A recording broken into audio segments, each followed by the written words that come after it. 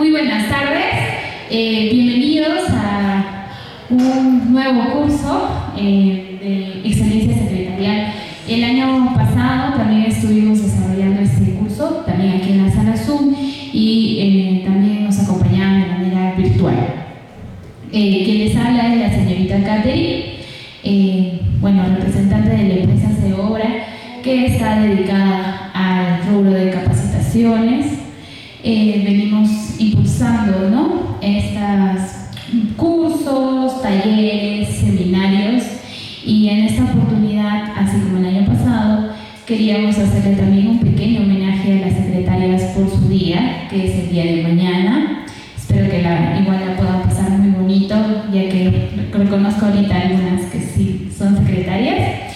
Sin más, tal vez ya se van a ir uniendo dentro de unos minutos más participantes, como estuvieron ayer también de manera virtual, pero no podemos esperar mucho tiempo. El ponente necesita empezar con su capacitación. Entonces quiero dar la bienvenida al licenciado Edber Paredes, que va a tratar el tema de gestión de conflictos, un profesional que es coach, además, en distintas empresas, entidades del Estado también. Así que, licenciado Edber, muy bueno, bienvenido. Le pido un fuerte voto de aplausos para él, por favor.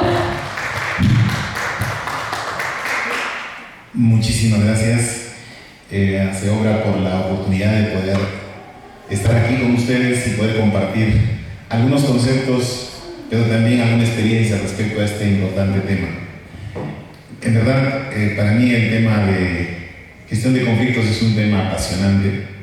Si bien es cierto, el objetivo de hoy es contribuir a la formación profesional y el desempeño laboral de ustedes, pero finalmente es un tema que termina siendo más importante para nuestra vida misma. Nosotros, como seres humanos, aspiramos a llevarnos bien con todo el mundo, pero no es tan fácil, no es tan sencillo, ni a nivel familiar, ni a nivel laboral, ni a nivel social. Y entonces ven ustedes cómo nuestro país y el mundo se mueve en torno a este gran tema, los conflictos. Y es inevitable, o sea, nadie puede desaparecerlos porque están sujetos a las necesidades que tiene la gente, a las demandas que tiene la gente, pero también tiene que ver mucho con la forma como vemos una realidad, cómo la interpretamos, cómo la apreciamos, y es ahí donde surgen las diferencias. Y cada quien tiene una forma de ver el mundo y no podemos. Tiene un origen cultural, tiene una formación académica distinta, y entonces llegamos a la conclusión que ni entre hermanos, que hemos crecido en la misma familia, estamos en la misma casa, los mismos padres, hemos estudiado en la misma escuela, en muchos de los casos los mismos maestros, pero no somos iguales. Y definitivamente, así como ustedes ven esta mano con 5 dedos distintos, y así somos en la familia, así somos en el trabajo, así somos en la sociedad. No digo en términos físicos, pero la diferencia es clara. No nos parecemos en nada. Estamos aquí, nos miramos y decimos somos distintos. Y si no somos distintos de manera física, también lo somos distintos en el tema emocional, en el tema espiritual. Somos distintos en todo. Y entonces cuando a veces vemos que el ser distinto es un problema, también llegamos a la conclusión que ser distintos es una oportunidad, es un potencial que hay que saber manejar. Y entonces, no sé si me pueden ayudar con las diapositivas para poder ir trabajando un poco con imágenes que nos puedan ayudar a desarrollar nuestro tema. En verdad, el tema de los conflictos sociales, conflictos laborales, conflictos personales, interpersonales, están vinculados mucho con el clima organizacional. A veces decimos, yo no soporto estar en esta institución, en esta organización, o hay alguien que puede decir, estoy feliz en esta organización. ¿De qué depende eso? ¿De qué depende el que nos sintamos bien o nos sintamos incómodos en un determinado momento, en un determinado lugar, y con determinadas personas? Y entonces empezamos a ayudarnos un poco a vincular el tema de los conflictos con el tema del clima laboral. Pasamos, por favor, a la diapositiva. Hay un sonido, creo que no ayuda un poco a la... Bien, entonces, Lo que sucede es que nosotros no podemos mirar más allá de lo que nos percibe, lo que perciben nuestros ojos. No podemos mirar más allá de lo aparente. ¿Quién sabe? Cuando nosotros vemos a una persona que llega triste al trabajo, o llega contento, o llega muy serio, pues nos preguntamos, ¿qué habrá pasado? Alguien que es comúnmente alegre, gracias. Vamos. Alguien que es comúnmente alegre y de pronto un día lo vemos triste, algo ha pasado. O alguien que siempre está como que serio y lo vemos contento, siempre nos surge la interrogante, ¿y a este qué le pasó? ¿A este qué mosca le picó? ¿No es cierto? Nos sorprende. Pero es que hay un tema, que hay cosas que no vemos. Detrás de un acontecimiento o detrás de una persona hay tantos factores que no conocemos. ¿Y qué es lo que tenemos que hacer? Es tratar de conocer a la persona. Pero ¿cuándo demoramos en conocer? No es fácil. A veces, tal vez les ha pasado a ustedes, cuando una persona en un primer momento nos cae mal y nos tomamos esa fotografía de ese momento y pasa el tiempo y con esa persona nos llegamos a entender, o sucede lo contrario. Alguien que nos cae súper bien y después con el tiempo de conocerlo decimos qué decepción.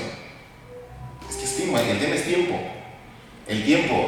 El tema es que mientras pasa el tiempo nos generamos daños, nos generamos a veces situaciones que nos afectan como seres humanos, y es por eso importante tener técnicas para poder conocer a las personas. Hay que ver formas.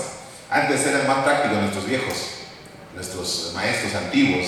Siempre decían, ¿quieres conocerlo a una persona? Emborráchala.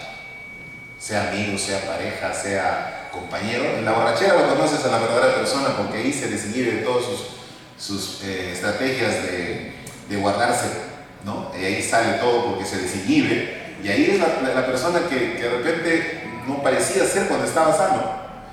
Pero eso era una estrategia que sí, tal vez funcionaba. Hoy en día hay que tener otros mecanismos, otras formas de conocer a las personas, y son muy observadores. Entonces, aquí tenemos nosotros, por ejemplo, el iceberg, que es conocido. Esto se utiliza en planeamiento estratégico, se utiliza en el tema de gestión de conflictos, y se utiliza incluso también para clases académicas, para analizar la casuística, o sea, dónde están las causas, dónde están los efectos.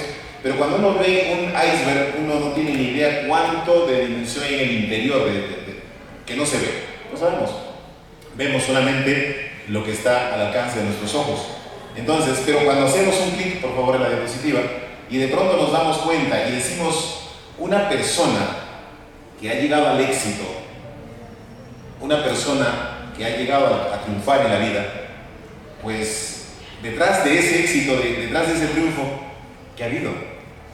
Ha habido sacrificios, ha habido amanecidas en el estudio. Es una persona que ha tenido que dejar de ir a un lugar de diversión para disciplinarse en algo que le ha significado un desafío, que le ha significado una meta. O sea, yo termino la universidad y termino la universidad, yo consigo ese trabajo y consigo ese trabajo, pero para llegar a ese punto hay algo que no se ve: dedicación, buenos hábitos, pero al mismo tiempo también persistencia, al mismo tiempo decepción, a veces errores, fallos. O sea, nuestro camino está de tantas dificultades y de tantas oportunidades, que finalmente es esa la vida. La vida no es algo que se nos presenta como un carril plano, sencillo para poder transitar. La vida es complicada. Entonces, lo que tenemos que hacer es caminar sabiendo que vamos a encontrar en el camino todo esto que ustedes ven ahí: errores, fallos. Lo importante es no bajar el ritmo y seguir para adelante y poder conquistar lo que uno quiere. Pero de pronto, cuando un ser humano muestra alguna actitud o alguna forma de ser, algún comportamiento que nos disgusta, que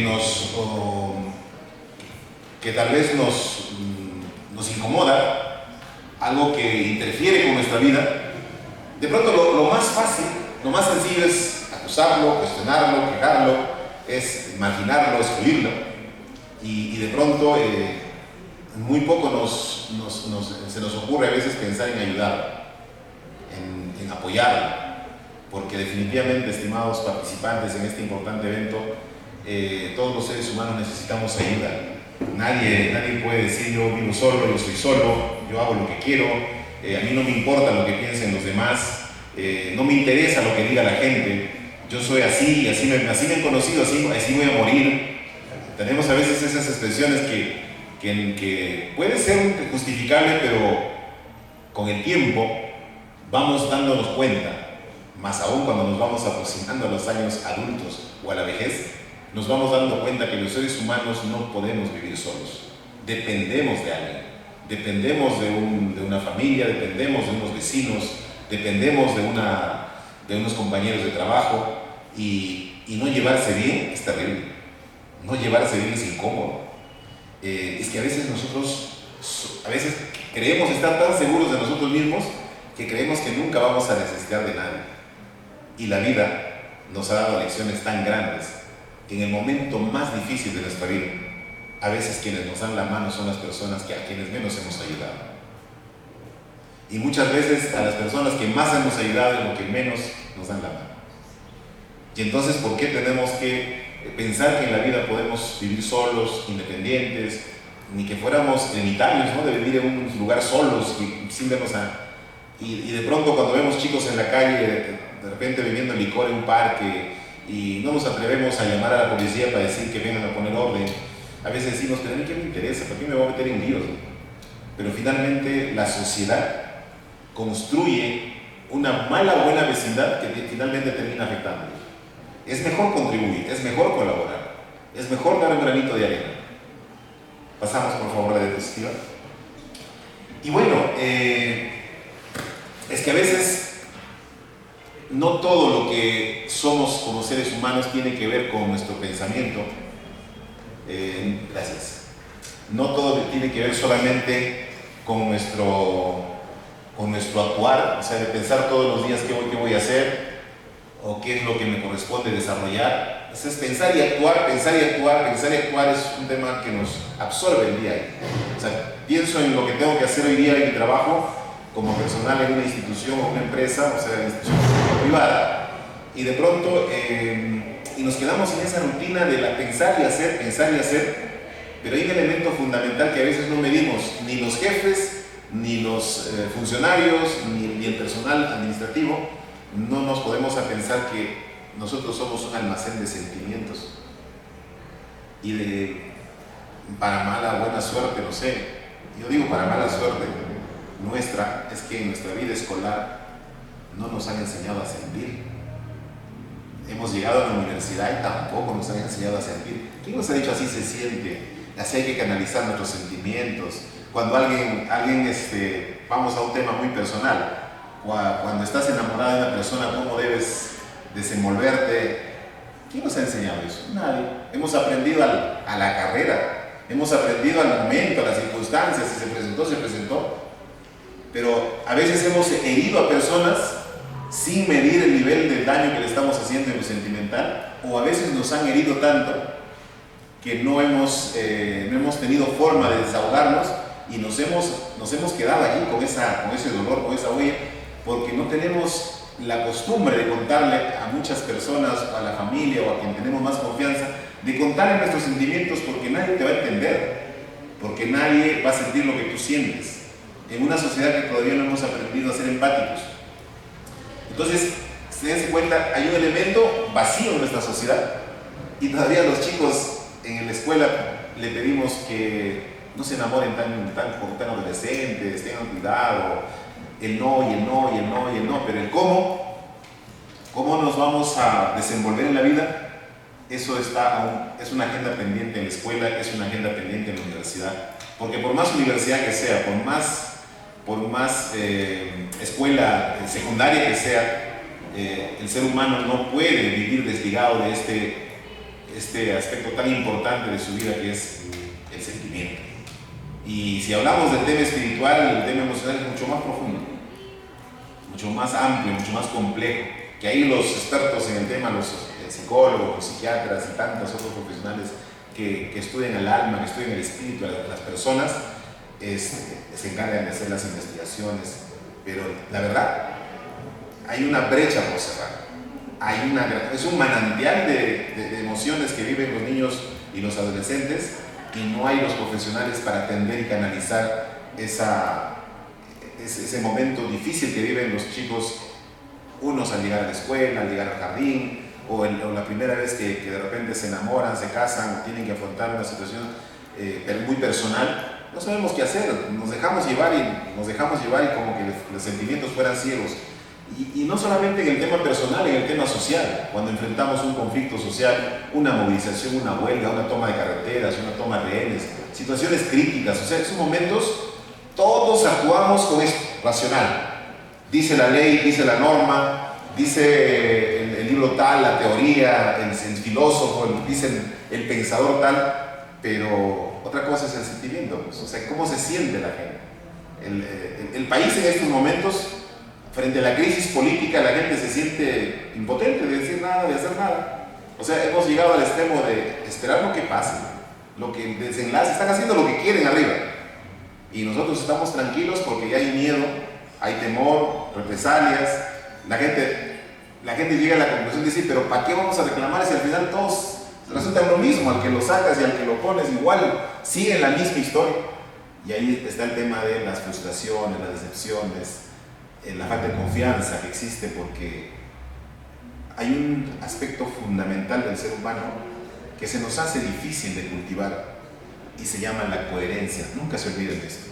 Es difícil, no ha pasado, me ha pasado a mí, yo sé que les ha pasado a muchos de ustedes. La coherencia entre lo que tú piensas, ¿no es cierto? Entre lo que tú dices, entre lo que haces y lo que sientes. O sea, en verdad, hay coherencia entre estos cuatro elementos fundamentales de la conducta humana.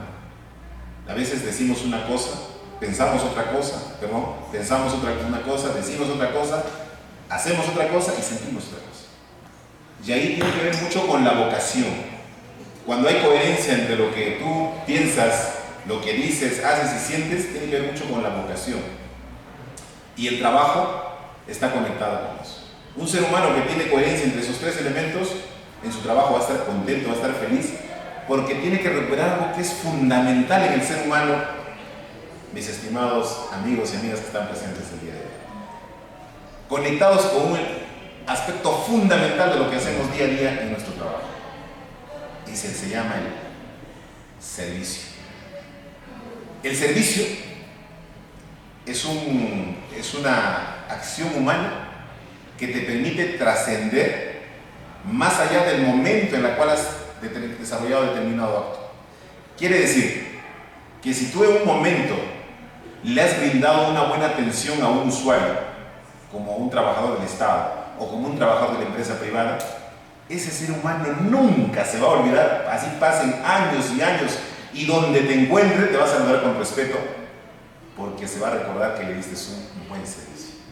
Esa trascendencia es algo que falta cultivar en nuestra vida. Muchas veces solo vemos el costo-beneficio inmediato. A mí ¿qué gano yo con hacer una faena de limpieza en la calle del frente de mi casa, si al final esa no es mi chamba? ¿Yo qué gano con hacerle pasar a una anciana el semáforo? Al final eso no es mi responsabilidad, que lo hagan los policías. O sea, siempre el tema es costo-beneficio inmediato. ¿Qué gano yo con hacer tal o determinada acción? Pero la trascendencia es otro elemento que nos ayuda a vivir más allá del momento en el cual has desarrollado un determinado. Bien, entonces pienso, actúo, siento, no se olvide eso. Mucho tiene que ayudar en la solución de un conflicto. Si yo me pongo en este lugar y soy empático y una persona está triste, ¿qué debería preguntarle? ¿Qué debería decirle a un compañero que lo ves triste? A veces ni las palabras son necesarias, porque a veces la persona no te va a contar lo que le está pasando, pero con solamente ponerle la mano en el hombro y abrazar y decirle todo va a estar tranquilo, ten fe, todo tiene solución, es algo que tal vez las personas esperan, y la empatía tiene que ver mucho en este elemento. Pasamos, por favor. Entonces, cuando nosotros, una más por favor, este es un tema más extenso. Nosotros como seres humanos tenemos 4 áreas que es bueno que ustedes conozcan. Yo cuando lo conocí me encantó este cuadrito, la ventana de Johari, es una metodológicamente interesante. Todos tenemos un área libre, y el área libre tiene que ver con todo aquello que conocemos nosotros y todos saben que nosotros conocemos. Por ejemplo, a mí me gusta el tema de conflictos, solucionar el tema de conflictos, me encanta y muchas personas conocen que me gusta ese tema, el área libre. El área ciega es el área que todos ven en mi persona, pero yo no me doy cuenta. El área ciega es aquello que yo creo que está bien, que todo está normal, pero los demás no están tranquilos con lo que están viendo en mí. Ellos saben, yo no sé, no me doy cuenta. Por ejemplo, si me amarré mal la corbata, o por ejemplo usé una combinación inadecuada de mi vestimenta, o tal vez llegué a una fiesta y no me senté en el lugar adecuado. O sea, hay un lugar donde tienen que sentarse los invitados, pero yo normal voy y me siento ahí. Todos están observando eso menos yo. O de repente estoy usando una palabra mal pronunciada. Lo estoy pronunciando mal, yo normal. Pero los demás se dieron cuenta y no me lo van a decir por recelo, por falta de confianza, y van a dejar que yo pase el tiempo. Es más, de repente, esa palabra que yo estoy diciendo o expresándolo no está de la manera más adecuada, de repente va a terminar siendo mi apodo. Yo no me doy cuenta. Entonces el lado ciego es aquel lado que todo el mundo ve y yo no me doy cuenta. No sé si ustedes han tenido en su vida un profesor que repite una palabra, de repente lo estoy haciendo yo en estos momentos y no me estoy dando cuenta. Que una palabra lo repiten siempre, ¿no es cierto? O algún tic de repente de mover el hombro de rato en rato. Todos están, oye, mueve el hombro de rato en rato. Pero no se da cuenta porque para él es normal, o hacer esto, ¿no?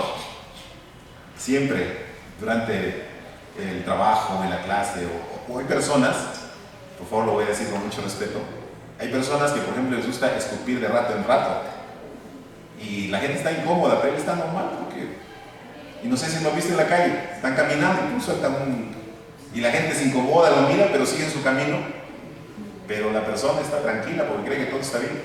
Entonces el lado ciego es bueno escuchar, es bueno dar confianza y que te digan un error o que te observen o que te corrijan para mejorar, porque si no generas esa confianza nadie te lo va a decir.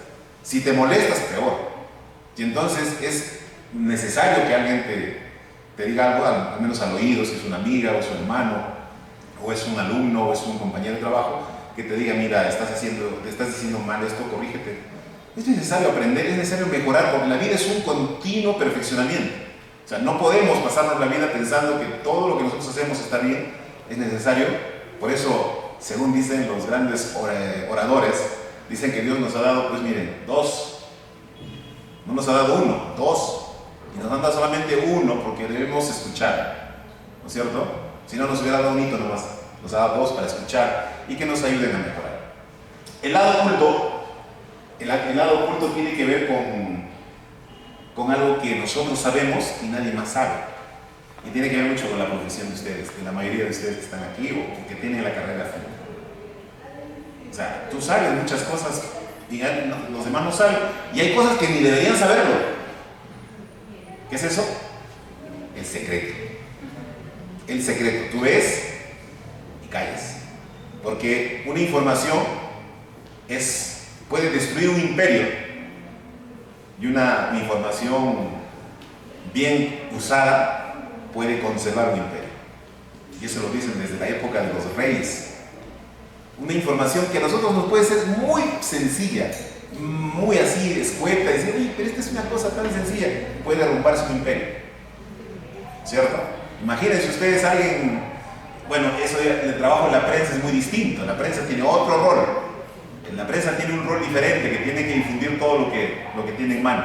Entonces, esta área oculta es el área que nosotros hay que saber cuidar. A veces a la gente le damos explicaciones exageradas. Te preguntaron por qué llegaste tarde al trabajo y le cuentas toda tu vida familiar. ¿Para qué? Si finalmente esa información la pueden usar después para destruirte. Por eso es importante contar solo lo necesario. O sea, un ser humano sin secretos es débil. Un ser humano tiene que tener sus secretos. Hay cosas que lo primero que tienes que preguntarte es si en verdad a la gente le interesa saber eso que te ha pasado. Si no, mejor guárdalo. Decía Sócrates, ¿no? Primero, ten la seguridad que esa información que tienes es cierta, 100%. Ten la seguridad de que esa información es buena. O sea, ten la seguridad si esa información es útil. Y si no es ni cierta, ni buena, ni útil, no lo cuentas. Porque te va a traer más problemas. Oye, me pareció haber visto. Oye, no te pareció. ¿Estás seguro? Sí, es que esa información existe. Si no, no la cuentes, no la difundas. Entonces, lo que quería llegar a la conclusión, desde la mirada que ustedes también tengan, es que es necesario que nosotros sepamos guardar nuestros secretos. Hay cosas que no necesitamos contar. Hay que filtrarlo bien. ¿Para qué vamos a contar algo que finalmente, mira, que anoche llegó mi hijo llegó borracho y llegó tarde, no me dejó dormir y por eso que yo me he hecho tal? ¿A la gente le importará eso? Simplemente llegaste tarde, ya te marcaron tu tardanza y punto. Seguimos para adelante. Entonces, y el otra área, ¿no? Es el área desconocida. Que ni yo sé cómo manejo mis cosas, ni nadie sabe cómo yo manejo mis cosas. O sea, yo no conozco cómo voy a actuar en determinado momento, pero nadie tampoco sabe. O sea, eso es el área desconocida. Y eso tiene que ver mucho con la información que yo tengo, por ejemplo, en un momento de cólera, yo no sé cómo voy a actuar. Pueda que estoy en estado sobrio y viene alguien y me insulta. Mi reacción va a ser diferente. Pero si viene una persona cuando yo estoy alterado y me insulta, mi reacción va a ser diferente. Si una persona viene cuando yo estoy en estado etílico y me insulta, mi reacción va a ser diferente. Es muy diferente que me insulten o me agredan cuando estoy con mi familia. Es muy diferente que me agredan o me insulten cuando estoy con mis compañeros de trabajo, o que me encuentre solo en la calle, o que me encuentre en el bus. O sea, el ser humano actúa en función al escenario. No es que yo actúo de la misma forma en todos los lugares, no. Mucho depende del estado de ánimo. Por eso es que muchas personas dicen, ese momento no me pude controlar, le dije sus cosas, me despaché con todo. Y no sé qué me pasó, perdí el control. ¿Por qué? Porque no estamos muchas veces conscientes de lo que hacemos. Nuestra preparación está en función a los contextos, a los escenarios, y es más, no sé si a ustedes les ha pasado, porque yo ya estoy mayorcito, ¿verdad? Me di cuenta hace poco que ya estaba mayorcito, pensé que estaba todavía joven, hasta que un día en la calle me dijeron, señora, hasta me dijeron, le podemos vender este producto, tal vez sea bueno para sus nietos. Ese día dije, Dios, ¿qué pasó? Sí, gracias. Entonces, esta área desconocida, esta área oculta, el área ciega y el área libre, no les digo qué van a hacer, sino hay que saberlo gestionar. Hay que saberlo valorar y hay que saberlo gestionar. O sea, no es un tema de reglas. Ahí no les puedo decir, oye, miren, en este aspecto actúen de esta forma, no. Esta es una metodología que nos ayuda a ser conscientes que tenemos un lado luminoso, un lado claro, sabemos cómo somos, sabemos qué manejamos, qué conocemos, la gente también sabe de nosotros. Entonces, nuestro lado ciego, nuestro lado oculto, nuestra área desconocida, y somos seres humanos y nos vamos a equivocar y nos vamos a tropezar. El tema es que tengamos técnicas como para ir conociendo. Por eso Sócrates, tan antiguo él, filósofo extraordinario, decía, solo sé que nada sé. Y había otro filósofo, el mismo, que decía, conócete a ti mismo y conocerás a los demás. Y entonces hay frases que nos ayudan a pensar. Por favor, una diapositiva más. Entonces, el tema de los conflictos, muchas veces, y en la mayoría de los casos, está relacionado con la ubicación que nosotros tenemos respecto a un hecho. O sea, depende de dónde te ubiques. Si tú estás como jefe, lo miras el problema de una manera. Si eres funcionario o eres la parte operativa, lo miras de otra manera. Si eres funcionario, lo ves de una forma. Si eres usuario, lo ves de otra forma. Si estás en un tema de interés sobre un tema, lo vas a ver de una forma. Si no te interesa el tema, lo vas a ver de otra manera. Fíjense, ahí tenemos el número. Unos pueden verlo como 6 y otros lo van a ver como 9. Y ambos tienen razón. Porque es un 6 y es un 9. Depende cómo te ubiques. Y eso tiene que ver mucho con la percepción que tenemos del conflicto. Cómo lo vemos, cómo lo observamos, depende de dónde nos ubicamos.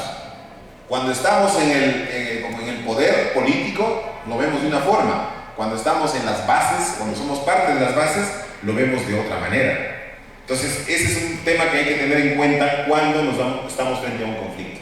Una cosa, que seas mamá frente a tus hijos, y otra cosa es que seas hija frente a tu mamá. Entonces, ¿les habrá pasado al igual que a mí? ¿Cuántos cuestionamientos hice yo a mi madre sobre la forma como conducía la disciplina en la familia? Y hoy lo estoy pasando como padre. Y digo, mi mamá tenía razón. O sea, ese miedo, esa desconfianza, ese momento difícil que pasaban nuestros padres cuando no llegábamos a casa siendo 2, 3 de la mañana, eso ahora lo vivo yo como padre. Recién tengo que estar en el rol de padre para darme cuenta que mamá tenía razón, que mi papá tenía razón, que mis hermanos tenían razón. ¿Por qué? Porque sí es desesperante cuando los hijos no llegan a la casa en una hora adecuada, o en todo caso avanzada. Pasamos por favor una diapositiva más. Y entonces, ahí es muy probable que tengamos que pelearnos con la percepción de yo tengo la razón, tú tienes la razón. Y mucho tiene que ver con las percepciones. Nosotros vemos aquí este gráfico y podemos ver las patas del elefante y lo podemos contar de la forma como vemos. Pueden tener 4 patas, pueden tener más patas. Y ahí está, pasamos una más por favor. Estas imágenes, en verdad las líneas son iguales, pero como están en perspectiva, parece que fueran diferentes. ¿Seguimos? Aquí es un gráfico que nos ayuda a ver, no sé si estás pasando al segundo piso o las figuras son tan bien ubicadas que finalmente cualquiera que lo observe puede tener una forma distinta de mirar el gráfico. Pasamos una vez más, por favor. Igual antes. Una más. Bueno, está bien. Para unos si vemos los amarillos, nos vamos hacia un lado. Si estamos de color verde, nos vamos hacia el otro lado. La visión de cada quien ubica la preferencia por un determinado color. Y eso significa verlo de diferente manera, pero estamos viendo lo mismo. Pasamos. Igual, aquí podemos hablar de cuántas columnas. Si las vemos las cuadradas o las circulares, son diferentes. Pero lo vemos así, pero la realidad es una sola, no hay 2. ¿Seguimos? Entonces, las cosas, los hechos, no siempre son los que parecen en un principio. Depende de nuestro punto de vista, depende de qué estemos pensando. Suele tener más detalles de lo que percibimos en un primer momento.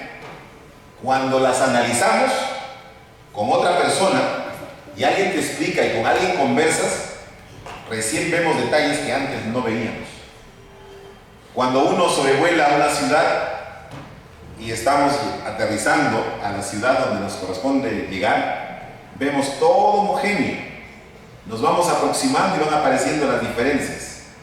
Poco a poco, y conforme vamos llegando al lugar, vemos que no es tanto lo que yo veía desde arriba, es distinto. Se ven Entonces hay que aproximarse más al problema. No hay que dar una opinión en primer instante. No hay que apresurarse a dar una defensa o un apoyo. Hay que escuchar, hay que recoger información y eso te va a dar una mayor posibilidad de tomar una mejor decisión. O sea, no es un tema de acción-reacción. Yo veo y opino. Yo veo y defiendo a alguien. No, espérate, tranquilo, infórmate. Recoge información y poco a poco vas a tener una mejor idea, un mejor concepto, una mejor estrategia sobre un determinado hecho. Eso de acción-reacción, no. Es reacción, acción, o sea, miras, piensas, observas, recoges información y vamos avanzando. Pasamos, por favor. Una más. Entonces, fíjense, cuando hablamos de conflictos, no hablamos de algo malo. Ya lo vamos a ver un poco más adelante. Cuando nosotros hablamos de guerra, es ahí donde sí hablamos de algo que es muy destructivo. O sea, es cuando llegamos al punto de la guerra o a la crisis, que es una etapa anterior a la guerra, es cuando sí hay daño, cuando sí hay destrucción y es un poco complicado entender porque hay sufrimiento, hay dolor. No hay guerra que no genere secuelas en los seres humanos de carácter destructivo. Pero el conflicto no es malo, que haya conflictos no es malo, porque los conflictos a veces son para bien si lo sabes gestionar. ¿Qué son los conflictos? Ahora lo vemos. En primer plano, al fondo no se lee muy bien, pero está una palabra que se llama problema. ¿Y qué es un problema? Un problema es algo que nos molesta o algo que nos hace falta. Si es que vamos a la calle y las alcantarillas no funcionan, eso es algo que hace falta, que lo arreglen. Eso incomoda. Pero si nosotros vemos, por ejemplo, algo que nos molesta, es que tengamos, por ejemplo, en el vecindario donde vivimos, un ruido constante de una fábrica o del tránsito vehicular que es insoportable. Eso es un problema. Algo que molesta, algo que hace falta, eso es un problema. Entonces, hasta ahí todavía no estamos hablando de conflicto, porque dice, a la persona que hace problema le decimos conflictivo. No, sería problemático. Conflictivo es otra cosa. El problema es cuando el ser humano visibiliza un hecho en el cual está mal, según su punto de vista. O sea, hay una carencia, hay un fastidio, hay una incomodidad, hay algo que no está bien.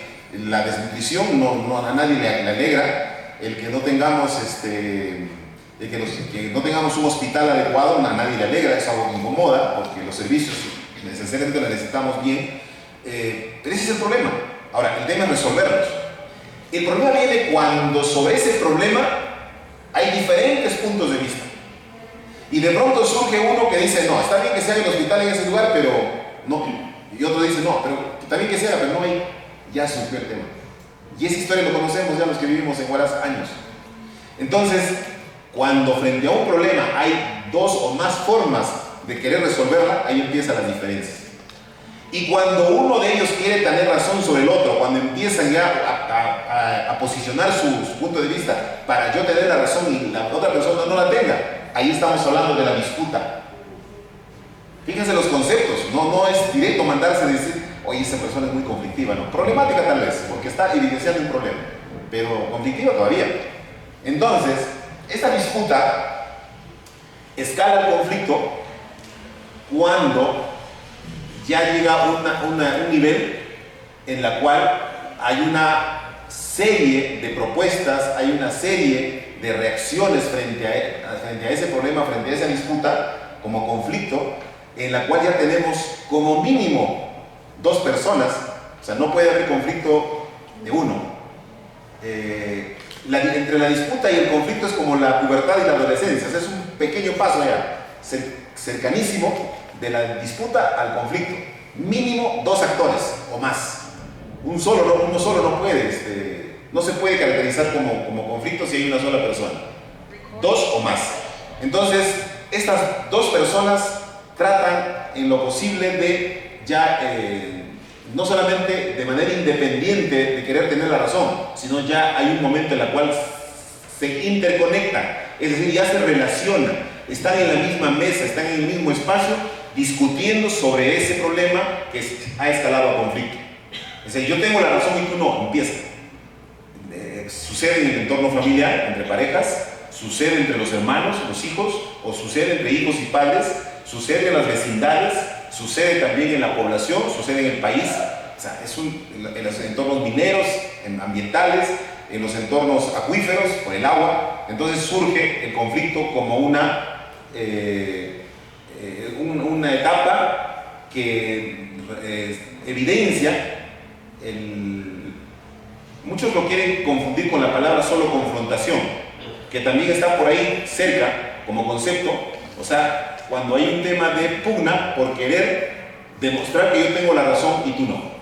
Entonces, frente a ese hecho, si es que no se resuelve en ese nivel y no se establece una forma de solucionar, porque la primera estrategia es la negociación, es decir, sentémonos los dos y discutamos sobre este tema, busquemos la mejor solución, tú haz tus propuestas, yo hago mi propuesta, solamente es entre los dos, no interviene nadie, es entre los dos. Pongamos un ejemplo, puede ser, por ejemplo, dos funcionarios o dos trabajadores de una institución, o puede ser en el entorno familiar la pareja de esposos. Los dos se sientan, conversan, dialogan, buscan la forma de darle una salida al conflicto mediante la negociación. La negociación es de dos, sin el intermediación de nadie. O sea, los dos buscan la salida. Y ahí hay habilidades, ahí se necesitan muchas habilidades emocionales, habilidades sociales, empatía, proactividad, asertividad, todos estos conceptos tan importantes que ayudan a que se conduzca bien una negociación. Pero si se entrampa esa negociación de los dos, hace necesario la intervención de un tercero, que puede ser un conciliador, que puede ser un mediador. En el Perú todavía no está normado la mediación, pero sí está normado la conciliación. Es más, es obligatorio. Cuando si alguien acude a un centro de conciliación y cita a la otra parte, y la otra parte no va a la conciliación, esa otra parte que no va tiene desventajas en el proceso judicial. Tiene desventajas respecto a la persona que sí asistió a la conciliación. Entonces, en la conciliación ya hay un tercero, que es un profesional que puede ser abogado o no, pero si no es abogado, tiene que haber en ese centro de conciliación un abogado de todas maneras para validar el acta. Entonces hay un conciliador extrajudicial que interviene y trata en lo posible darle una solución a ese conflicto, interviniendo de tal forma con su neutralidad o su imparcialidad, regular la conversación entre ambos, cuidando que no lleguen al insulto, a la agresión, siempre parafraseando, haciendo replanteo de preguntas de tal forma que la comunicación entre los dos actores que están en conflicto sea de la mejor forma, que sea asertiva, que sea empática, que sea proactiva y de todas maneras que sea creativa, porque la solución a un problema requiere mucha creatividad. Entonces, buscar una salida. Entonces, cuando la conciliación no funciona, cuando llega un momento que eso se bloquea, es cuando se acude a lo judicial. La famosa demanda o la famosa denuncia. Allí se acude a lo judicial. Ahí sí no hay que yo gano y tú ganas. Ahí es lo que decide el juez. Si el juez decide que ganó A, B pierde todo. O sea, no hay que el juez va a decir la mitad para ti y la mitad para otra persona. Aunque ahora, dentro del sistema judicial se está incorporando conceptos de conciliación para que también dentro del proceso, dependiendo de los casos, se pueda ir adecuando algún tipo de beneficio para las partes.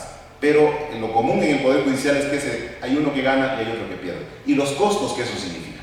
Entonces, en el tema del conflicto, se requiere entender estos procesos, que primero vamos de un problema hacia una diferencia de mirada sobre el problema, a una disputa de querer tener razón, a una interrelación en torno al conflicto, de buscar una solución a este conflicto, buscando que se beneficie, las partes del conflicto se beneficien de la solución a la cual se arriba. Pero cuando eso no se resuelve, pasamos a una etapa que es crucial, que muchas veces termina en agresiones, en violencia y termina en guerra, que le llamamos nosotros un poco dramáticos, pero ese es el concepto que nos da la teoría, es que la guerra es algo en la cual hay mucho daño psicológico, daño físico, y eso genera secuelas que no se borran fácilmente. Pasamos por favor a otra diapositiva.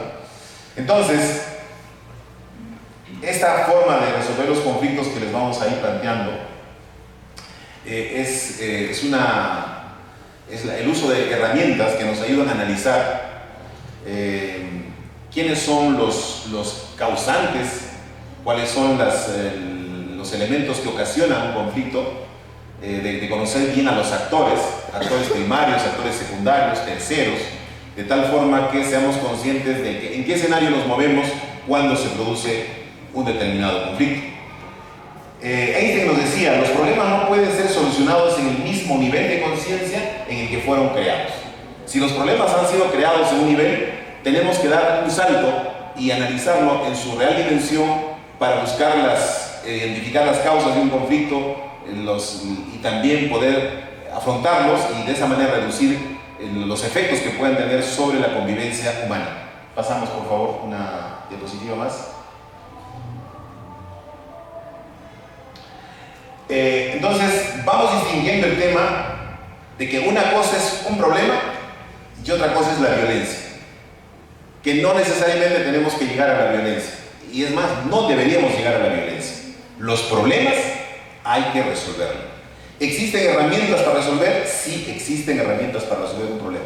El tema es dedicar el tiempo. Yo en estos momentos estoy en torno al famoso problema, no sé si han escuchado hablar de Parón, de la laguna Parón. La laguna Parón en estos momentos está en una situación muy complicada. No sé si está ya por saltar a crisis, pero está en una etapa de conflicto, en la cual la comunidad tiene control sobre la laguna Parón, tiene el control del acceso. El CERNAN ha sacado una norma en la cual prohíbe el ingreso de turistas a Parón en base a un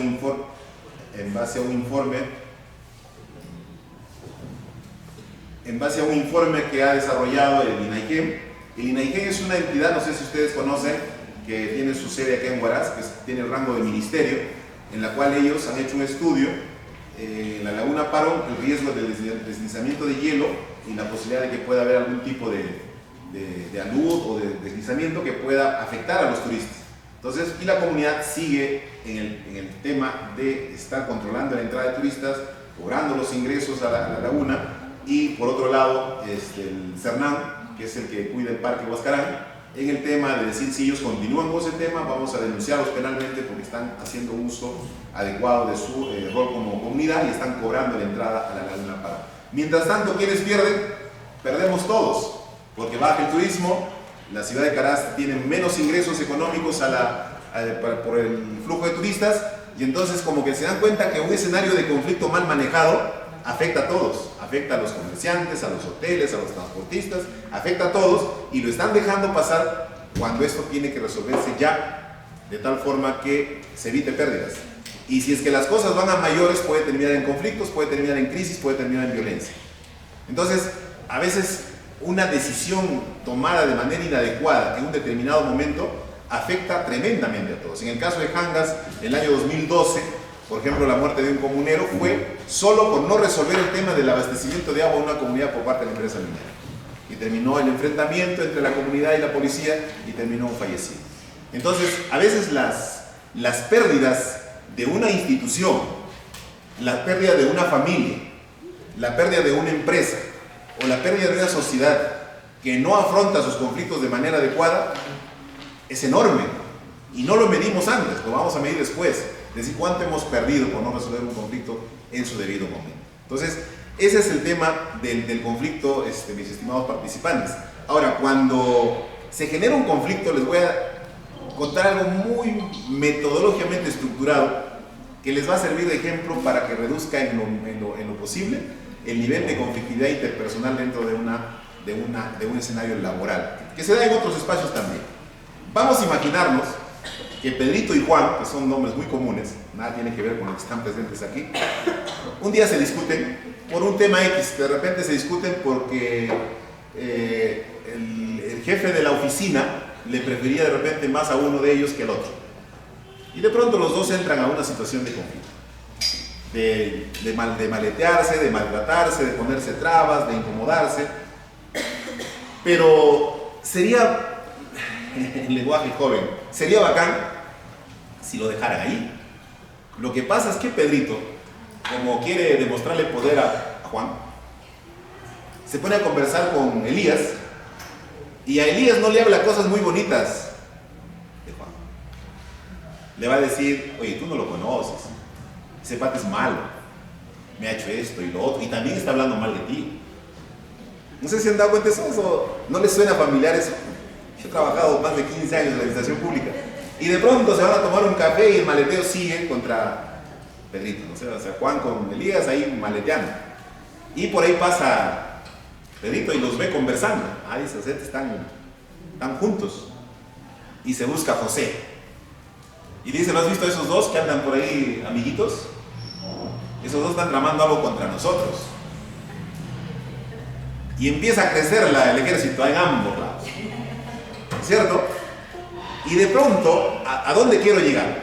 Un día Pedro y Juan se dan cuenta que se necesitan, porque Juan tiene un trabajo por ahí que necesita un proveedor, y él, ni corto ni perezoso, dice: aquí me hago problemas, o sea, la pelea que gano, o sea, escuchó la exposición de gestión de conflictos, dijo: voy a cambiar, voy a conversar con él. Y se acerca y dice: oye, hermano, vamos a tomarnos una gaseosita, vamos a limar asperezas, vamos a arreglar, la verdad yo necesito de tus servicios, o necesito que me consideres como proveedor de tus servicios. Miren, los dos ya arreglaron su problema. La pregunta es: ¿qué pasa con los otros que se pelearon sin saber por qué? O sea, los que se pelearon sin tener en cuenta dónde se originó el conflicto siguen peleados y conozco casos que no se hablan hasta ahora. Pero los que originaron el conflicto están bien, están felices. Es como el clásico de los políticos, ¿no? Con mucho respeto por muchos políticos sanos y íntegros que conozco. Pero hay unos que no, hacen pelear a la gente y después ellos felices. Vayan ustedes al Congreso y siéntense un rato por ahí, por los cafetines, por el frente, están conversando. En el Congreso se dicen de todo, abajo apasionados, nosotros como cuando los hinchas de la U y de la Alianza nos enfrentamos en las calles, nos peleamos, pero los jugadores también están felices, juegan felices porque tienen intereses compartidos. Ya está. Bien, entonces, por favor, si me ayudan con la diapositiva, sí, pero necesito que estén pasando con más velocidad. Entonces, nuestro comportamiento frente al conflicto, mientras la diapositiva va aclarando igual, todo está un poco registrado acá en la memoria, nuestra reacción frente al conflicto tiene 4 tipos de comportamiento y hasta 5 que ahorita lo voy a mencionar. Uno, más o menos en la escala, no sé si ustedes alguna vez se recuerdan de la escala del eje cartesiano, el eje de las X, el eje de las Y, el eje de las X, o las coordenadas y las abscisas, ¿no? Antes decía, ¿para qué servirá eso? Pero acá sirve. Entonces, cuando tú ubicas ese eje de cartesianos hacia arriba, el eje de las Y o las coordenadas, es un estilo competitivo. O sea, frente a una situación en el trabajo, en la familia o en la sociedad, yo tengo un comportamiento competitivo frente a los demás. Yo quiero ser el mejor. O sea, quiero ganarle a todos.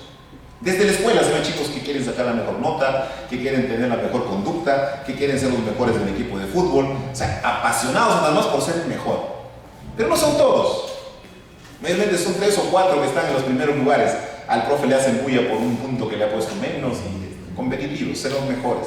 Ahora con la meritocracia de servir y del Ministerio de Educación, igual, quiero estar en la 5ª escala, en la 6ª escala, quiero ser el mejor. ¿Eso está bien? Está bien. Finalmente son estilos. Eso es un determinado comportamiento frente a la sociedad o al tema laboral. Pero hay personas que no les gusta competir. Tienen otro estilo. Cuando alguien le pide algo, ellos ceden. Le pides... No sé si ustedes habrán tenido compañeros de trabajo que han sido jefes, funcionarios, les piden permiso, anda nomás. Oíste, ¿puedo venir mañana? Si quieres, ven hermano, no te preocupes. Oye, ¿el informe está bien? Claro, está perfecto, pásalo. Puntual hermano, no te has inspirado mucho, pasa nomás el expediente. Nunca le observan nada a nadie. Y no se hacen problema con nada. Viven felices.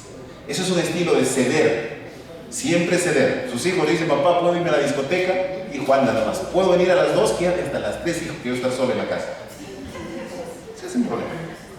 Hay personas. No se hacen problema. ¿Para qué me voy a hacer problema? Autoridades. Le van a pedir algo. ¿Qué quieres, Carlos? Lleven nomás. Necesitas plantones ahí de vivero. Dale 5, 10, 15, 20, nada que se lleve. Son muy bonachones. Hay otro estilo de comportamiento que ya es el transaccional o condicionante. Cuando le piden algo dice, pero depende, pues. ¿Cómo es? O sea, tampoco todo lo quieras fácil. Tú quieres permiso, pero ¿cuál va a ser tu colaboración? ¿No es cierto? Es decir, bueno, te doy permiso hoy día, pero el fin de semana cuando tengamos que hacer un trabajo, me apoyas, te quedas hasta las 7, 8 de la noche. Es un tema es un tema le decimos de trato de compensación a lo que te estoy dando. Como dicen los mexicanos, el que tranza avanza, ¿no? El otro estilo es el estilo de obviar las cosas, de ignorar las cosas. Está en el tema neutro, cero, que no le interesa ser competitivo, no le interesa ceder, no le interesa transar. Simplemente vive sus días como si nada existiera más que esa persona. No se mete en nada, no colabora en nada, no participa en nada. Es decir, tiene un comportamiento, una conducta de evadir. Ni le pidas su opinión porque no te lo va a dar. ¿Para qué me voy a meter en problemas? Y el otro estilo que está mucho más arriba entre estas dos ejes es el estilo de las personas que siempre están ayudando. Que haces cualquier actividad y metes su cuchara o metes su mano. Están ayudando. Vamos a hacer una actividad, no necesitas ponerle ni una comisión, ya están haciendo. Es más, ni se termina de hacer el plan de trabajo, ya están haciendo contactos ya para hacerla. Muy hiperactivos, muy colaboradores. Entonces, el resumen de este comportamiento frente a una situación de conflictos que pueden suceder, vas a tener el estilo competitivo. Por favor, me interesa. Lo esperamos, no hay problema, lo esperamos. Lo esperamos. Sí, me desconcentro, no es tanto que me incomode, me desconcentro. Entonces, uno es el tema competitivo de quiero ganar, que siempre quiero tener la razón. El otro es el tema que siempre voy a ceder a todo lo que me piden, el tema de que no me interesa nada de lo que está pasando. Se puede estar peleando en el ambiente laboral o en el trabajo y el otro está sentado sin meterse en nada. El tema del comportamiento transaccional, el colaborador, o sea, todos esos comportamientos, yo podría decirles cuál es el mejor, cuál de esos comportamientos es el ideal. Debemos ser competitivos, debemos ser personas que vamos a transar, debemos ser muy colaboradores, debemos ser personas que no nos importa lo que está pasando en el trabajo, personas que cedemos a todo lo que nos piden. ¿Cuál de ellos sería el comportamiento ideal, el mejor comportamiento? Ninguno de ellos, todos, señor, todos. O sea, ninguno es exclusivo, lo quería decir. O sea, todos son importantes. Hay que saber manejarlo en el momento. A veces hay que ser competitivos, a veces hay que ceder, a veces hay que también ponerse a un costadito, porque a veces te metes a la bronca y terminas mal. Mejor tomar distancia hasta darte cuenta primero hacia dónde te vas a inclinar o de qué manera puedes apoyar. A veces hay que transar también con las personas de un determinado, no todo hay que hacer por hacer, siempre hay que decir, bueno, yo te apoyo, pero tú también me apoyas. Hay que ser muy colaboradores. Entonces, mucho depende del momento, de la circunstancia, y hay que usarlo de la mejor forma. Pero ese comportamiento es importante. Entonces, pasamos por favor, seguimos. Entonces, ya hemos conceptuado de alguna forma el tema del problema, pero sin la violencia quería subrayar, es que la violencia es la acción destructiva que media entre los actores o partes en conflicto. Eso es algo que al cual no debemos llegar jamás. Porque en una situación de violencia perdemos todos. Por eso es necesario que nosotros manejemos los conflictos apuntando a no llegar al tema de la agresión. Eso tenemos que trabajar, porque ya cuando hay una agresión psicológica o física, así haya perdón, no se borra, eso queda. Y eso no es un buen precedente. Por favor, uno más. Cuando vemos un problema, reta nuestras capacidades individuales y colectivas, nuestra imaginación, nuestro temple, nuestro análisis, las coordinaciones. Hay que identificar las condiciones externas, hay que reconocer los potenciales internos que tenemos, hay que ver quién puede ayudar en este conflicto, con quién puede ayudar. En el caso del CERNAM, por ejemplo, ayer hemos tenido una reunión, ya estamos planteando una reunión técnica con todos los expertos en el tema de glaciología y todo el tema de los recursos hídricos para buscarle un diálogo, pero primero hay que tener claro qué es lo que le vamos a proponer a la comunidad. No está el tema de decir mañana vamos y nos sentamos con ellos. Hay que estructurar bien una estrategia que nos pueda ayudar a entender que en una negociación de conflicto tenemos que buscar que ambas partes tengan beneficios. No se soluciona un conflicto cuando alguien quiere imponer y quiere beneficiarse solo de una determinada solución. Pasamos, por favor.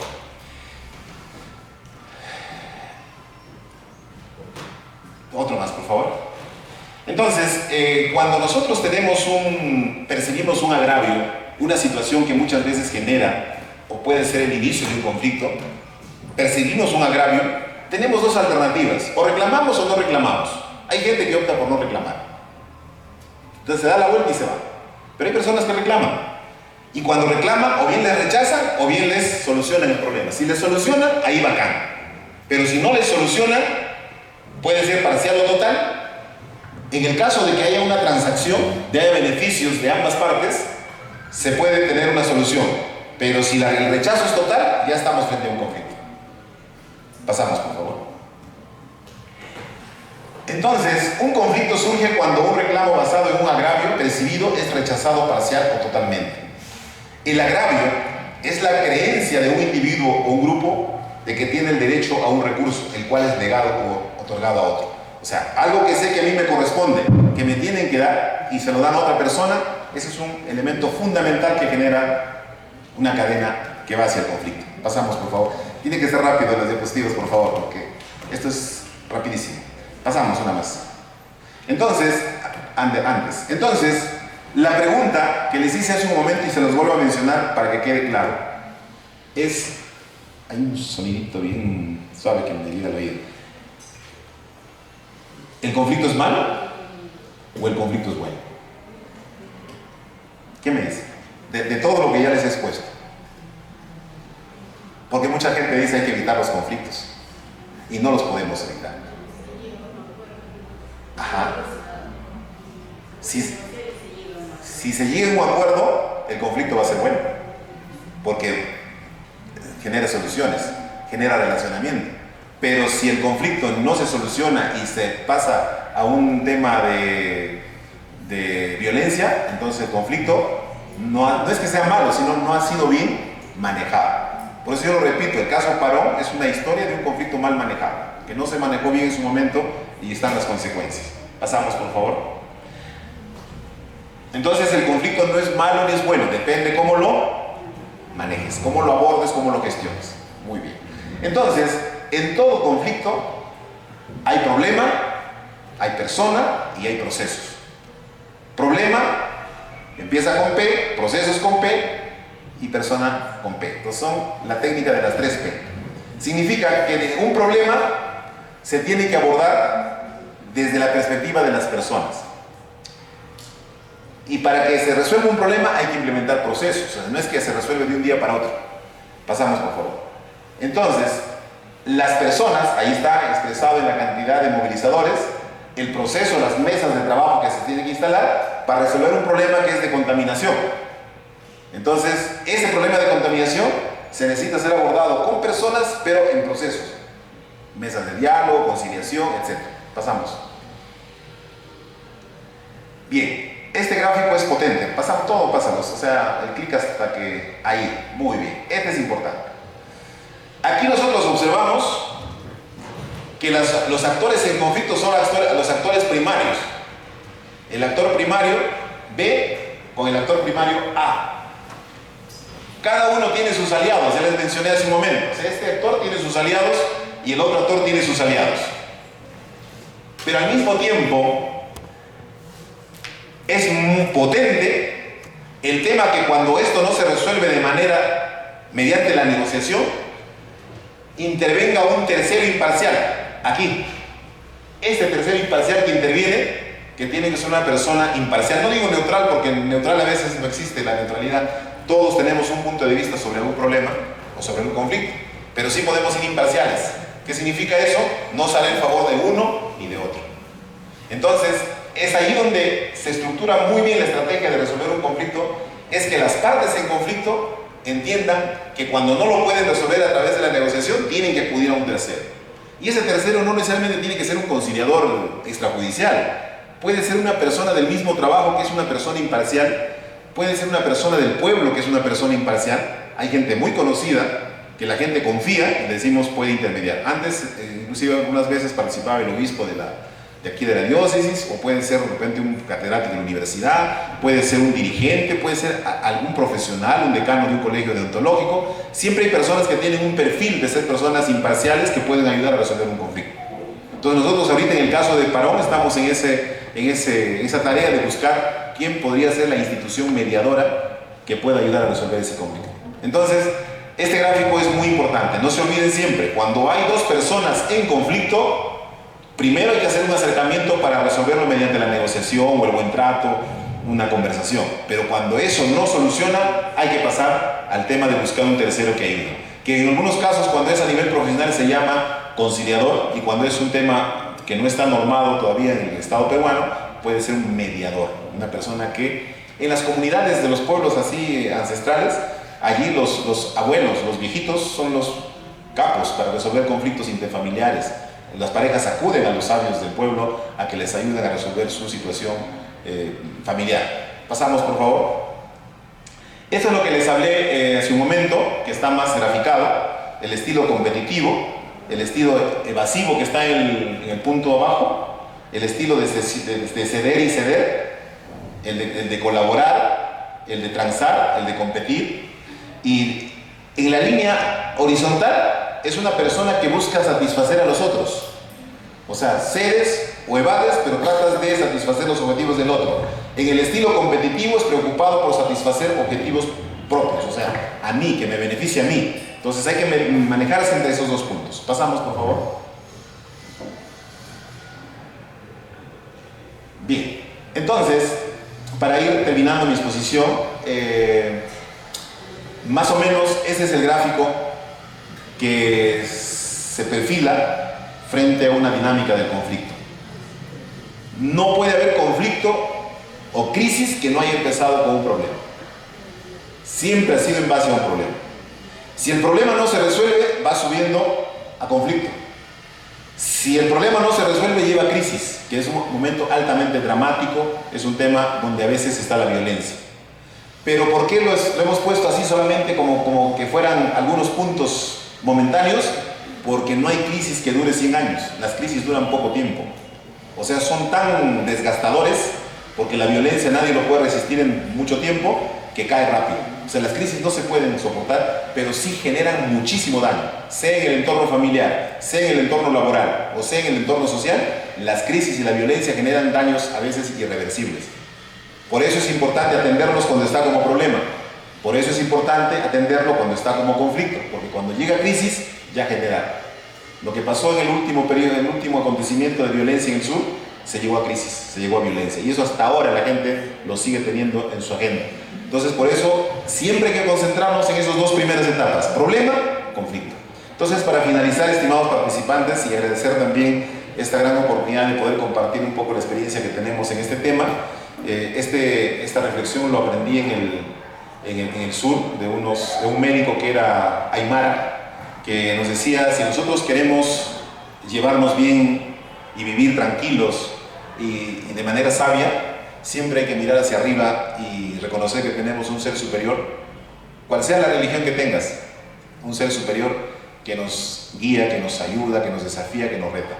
Pero también hay que mirar hacia abajo, a la tierra donde pisamos, para querer a esta tierra donde vivimos, ser agradecidos, hemos sido bendecidos con tener una tierra donde podemos vivir en paz y querer esta tierra, amarla y hacer las cosas pensando en quedar bien, que nos sintamos orgullosos donde vayamos de que somos parte de esta hermosa tierra, en este caso Huaraz, Ancash o Perú. Pero también hay que mirar siempre hacia atrás para reconocer que hemos cometido errores, que hemos tenido aciertos. Si son aciertos, para volverlos a repetir; si son errores, para no repetirlos. Y hay que siempre aprender del pasado. El pasado es un gran maestro también, aunque no debemos quedarnos atrapados en el pasado. Pero también hay que mirar hacia adelante, hay que tener visiones, hay que tener sueños, desafíos, metas por cumplir. Hay que querer algo, y la gran satisfacción de ser feliz es algo que es una utopía, porque a veces logramos y queremos más y más y más, y finalmente a veces no somos conscientes que solamente estar en paz es ya parte de nuestra gran felicidad. Pero decía este médico aymara, decía: pero más importante que mirar hacia arriba, hacia abajo, hacia atrás y hacia adelante, es mirar hacia los costados y entender que tenemos que tomarnos de la mano, que solos no vamos a poder resolver nada en esta vida.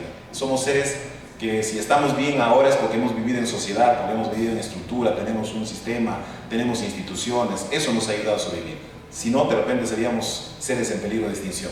Hay que mirar a los costados. Siempre hay que tratar de llevarnos bien con la gente, sea tu familia, sean tus compañeros de trabajo, no necesitas guardar silencio. Si algo no te gusta, díselo, exprésalo, pero de manera asertiva, sin herir, sin ofender, sin insultar. Y yo sé que eso trasciende, eso ayuda a ser mejores y nos ayuda a mejorar. A nadie le gusta que le corrijas de mala manera. Corrígelo de buena manera, y yo sé que con el tiempo va a entenderte tus buenas intenciones. Y eso, en verdad, es algo que nos llena como seres humanos, y sé que como seres humanos de manera individual podemos tener muchas aspiraciones, muchas metas, pero si esas metas y esas aspiraciones no las compartes con la familia, en el trabajo o en la sociedad, no tiene ningún sentido. Muchas gracias. Gracias. Muchas gracias, licenciado Edgar. Ya le iba a pedir un fuerte voto de aplausos para él. Vamos a... Muchas gracias. Bueno, para continuar, para seguir avanzando, porque estamos con la hora, quiero presentar a la licenciada en Psicología la señorita Sayuri Hachiya, para que pueda pasar por favor.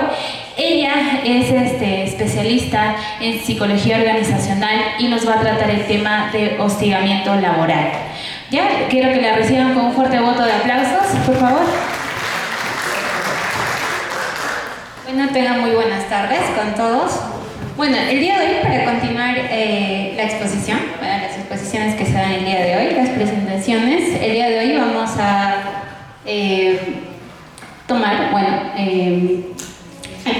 vamos a tocar el tema de lo que es el mobbing o acoso laboral, ¿no? Que muchas veces desconocemos o tal vez tenemos de forma general alguna noción, pero no sabemos en realidad qué características o tal vez lo hemos pasado y no hemos sabido que hemos estado sufriendo de acoso, ¿no? ¿Me puedo botar la diapositiva? Ok. Mobbing o acoso laboral, ¿no? Mobbing se le dice en un término inglés, ¿no? Pero en realidad se le puede decir también acoso laboral, ¿no? ¿Me pasa la siguiente diapositiva? Ya, ok. ¿Qué es el mobbing? Es un término científico que describe que las personas, de cierto modo, se pueden sentir humilladas o un grupo, puede ser un grupo de forma individual donde nosotros nos sentimos, de cierto modo, incómodos, con tal vez algunas palabras, murmullos, no es que solamente nos esté en nuestra imaginación, ¿no? Se podría decir. ¿Qué nos dice? Que describe un comportamiento individual o de grupo en el que se establecen relaciones de acoso y hostigamiento entre dos o más integrantes de algún equipo de trabajo, ¿no? Por ejemplo, en la imagen podemos ver que la persona se está agarrando acá el rostro y atrás, por ejemplo, están observando, ¿no? O tal vez están murmurando o están haciéndole sentir tal vez mal o incómoda a la persona, ¿no? ¿Podemos pasar al siguiente diapositiva? Ok, la detección del mobbing. Por ejemplo, acá nos dicen, muchas veces el mobbing impide a que nosotros podamos expresar lo que sentimos, ¿sí? Esto va a ser por miedo, ¿sí? Podemos tener miedo. El otro es descrédito de la víctima frente a sus compañeros. Por ejemplo, un ejemplo podría ser que tal vez ustedes están en su trabajo con su jefe o hubo algún incidente, ¿no? Y por ejemplo desacredita el trabajo que ustedes están haciendo tal vez por algún tema personal, ¿no? Por ejemplo, cuando involucramos temas personales con los laborales. Tal vez hubo una incidencia, pero eso nomás agarro el trabajo que ha hecho y le digo, está mal, vuélvelo a hacer. Cuando no hay, de cierto modo, un fundamento, ¿no? En el cual se pueda dar, ¿no? El otro es desacreditar el trabajo de la víctima. El otro es desacreditar frente a los compañeros, o sea, como que le hace dudar la percepción que ellos tienen. Por ejemplo, una de las percepciones es minimizar tal vez el comentario o la postura que pueda tener la persona, ¿sí? Cuando minimizamos de cierto modo lo que la persona se ha sentido en cierta situación, o algún altercado que ha tenido, justo el tema que han hablado de conflictos, cuando minimizamos, lo que hacemos es que a la persona le estamos haciendo dudar de la percepción que ha tenido frente a una situación. Y la persona que es víctima va a dudar de esto, va a decir, yo siento que me estoy inventando esto o es en realidad lo que está pasando. Como que a veces uno empieza a sentir y decir, ¿en qué me he equivocado? ¿Yo soy la que tiene el error? ¿O será que la persona tiene algo contra mí? Y empezamos a pensar, a sobrepensar muchas cosas. ¿Sí? Pasamos a la siguiente. Diapositiva. Bueno, vamos atrás. Ok. Aislamiento de la víctima. Cuando nos sentimos de cierto modo acosados laboralmente, lo que va a hacer muchas veces es no lo vamos a hablar, lo vamos a ocultar y tal vez solamente se lo vamos a comentar a amigos cercanos o mi familia, pero no a nadie que esté involucrado en mi ámbito laboral, ¿no? O sea, en la organización en la cual yo pertenezco. Y muchas veces callamos porque, por ejemplo, a veces por el contrato, ¿no? Por ejemplo, hay CAS nombrados, ¿no? El tipo de contrato, a veces las personas se callan, ¿no? Me pueden botar del trabajo, va a tomar represalias, ¿qué me puede pasar? Entonces, al momento de no contarlo, esta persona se aísla, no comenta con nadie, no habla con nadie, como que llega al trabajo, se va, pero no socializa con los demás, ¿sí? Eso muchas veces pasa. Así es como nosotros vamos a poder detectar el acoso laboral que tal vez algunos de ustedes han evidenciado en sus compañeros o en ustedes mismos cuando han sido más jóvenes o actualmente tal vez lo están viviendo. Otro es comprometer la salud de la víctima. Cuando uno sufre de acoso laboral, muchas muchas veces. Por ejemplo, uno de los daños que se puede ver en las personas muchas veces es no duermen bien, ¿sí? Hay problemas familiares, hay conflictos en casa, porque tal vez la persona ha cambiado mucho a lo que inició su trabajo a lo que es ahora, ¿no? Por ejemplo, imaginemos una persona que es extrovertida, se vuelve una persona más tímida, ya no habla mucho, no suele salir con sus amigos, ¿sí? Entonces vamos viendo estos cambios en la persona en las cuales lo evidenciamos observando, ¿no? Porque entre ustedes yo estoy segura que ustedes se conocen, saben cada uno qué tipo de personalidad tiene, algunos más extrovertidos, más introvertidos, más habladores, más tímidos tal vez. ¿Continuamos? Ok, dentro de las etapas del moving o acoso laboral, el primero es la aparición de un incidente crítico, ¿sí? Por ejemplo, cuando aparece un incidente crítico, muchas veces pasa que, por ejemplo, de algún error que yo puedo haber cometido, mi jefe, imaginemos, me llama la atención, ¿sí? Pero no de una forma a la cual se puede decir que me está corrigiendo, sino una forma de tal vez faltar respeto, ¿no? Como una humillación, ¿no? Por ejemplo, podría ser de una mala manera, tal vez el informe me lo tira, o me hace escuchar cosas como que yo digo, ok, ¿qué es lo que está pasando? Me pongo a pensar. Al principio es eso, ¿no? El incidente crítico, aparece algún problema que esta persona puede tener conmigo y yo mismo me voy a poner a pensar, voy a decir, esta cuestión, esto que está pasando, va a pasar, es solamente esto que ha pasado y va a pasar, pero no pasa,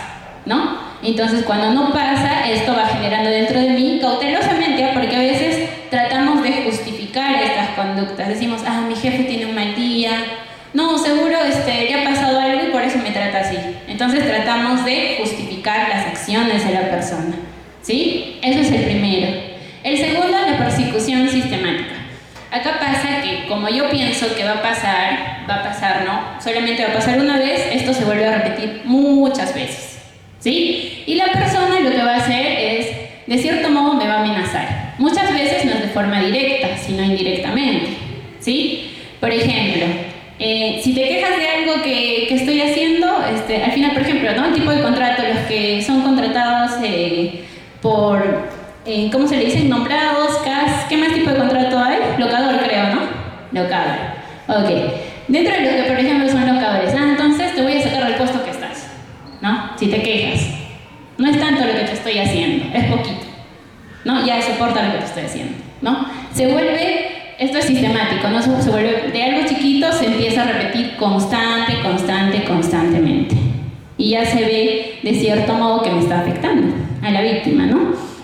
El siguiente, cuando tratamos de solucionar los problemas, ¿a dónde acudimos? A nuestros jefes, ¿no? Por ejemplo, jefe de recursos humanos.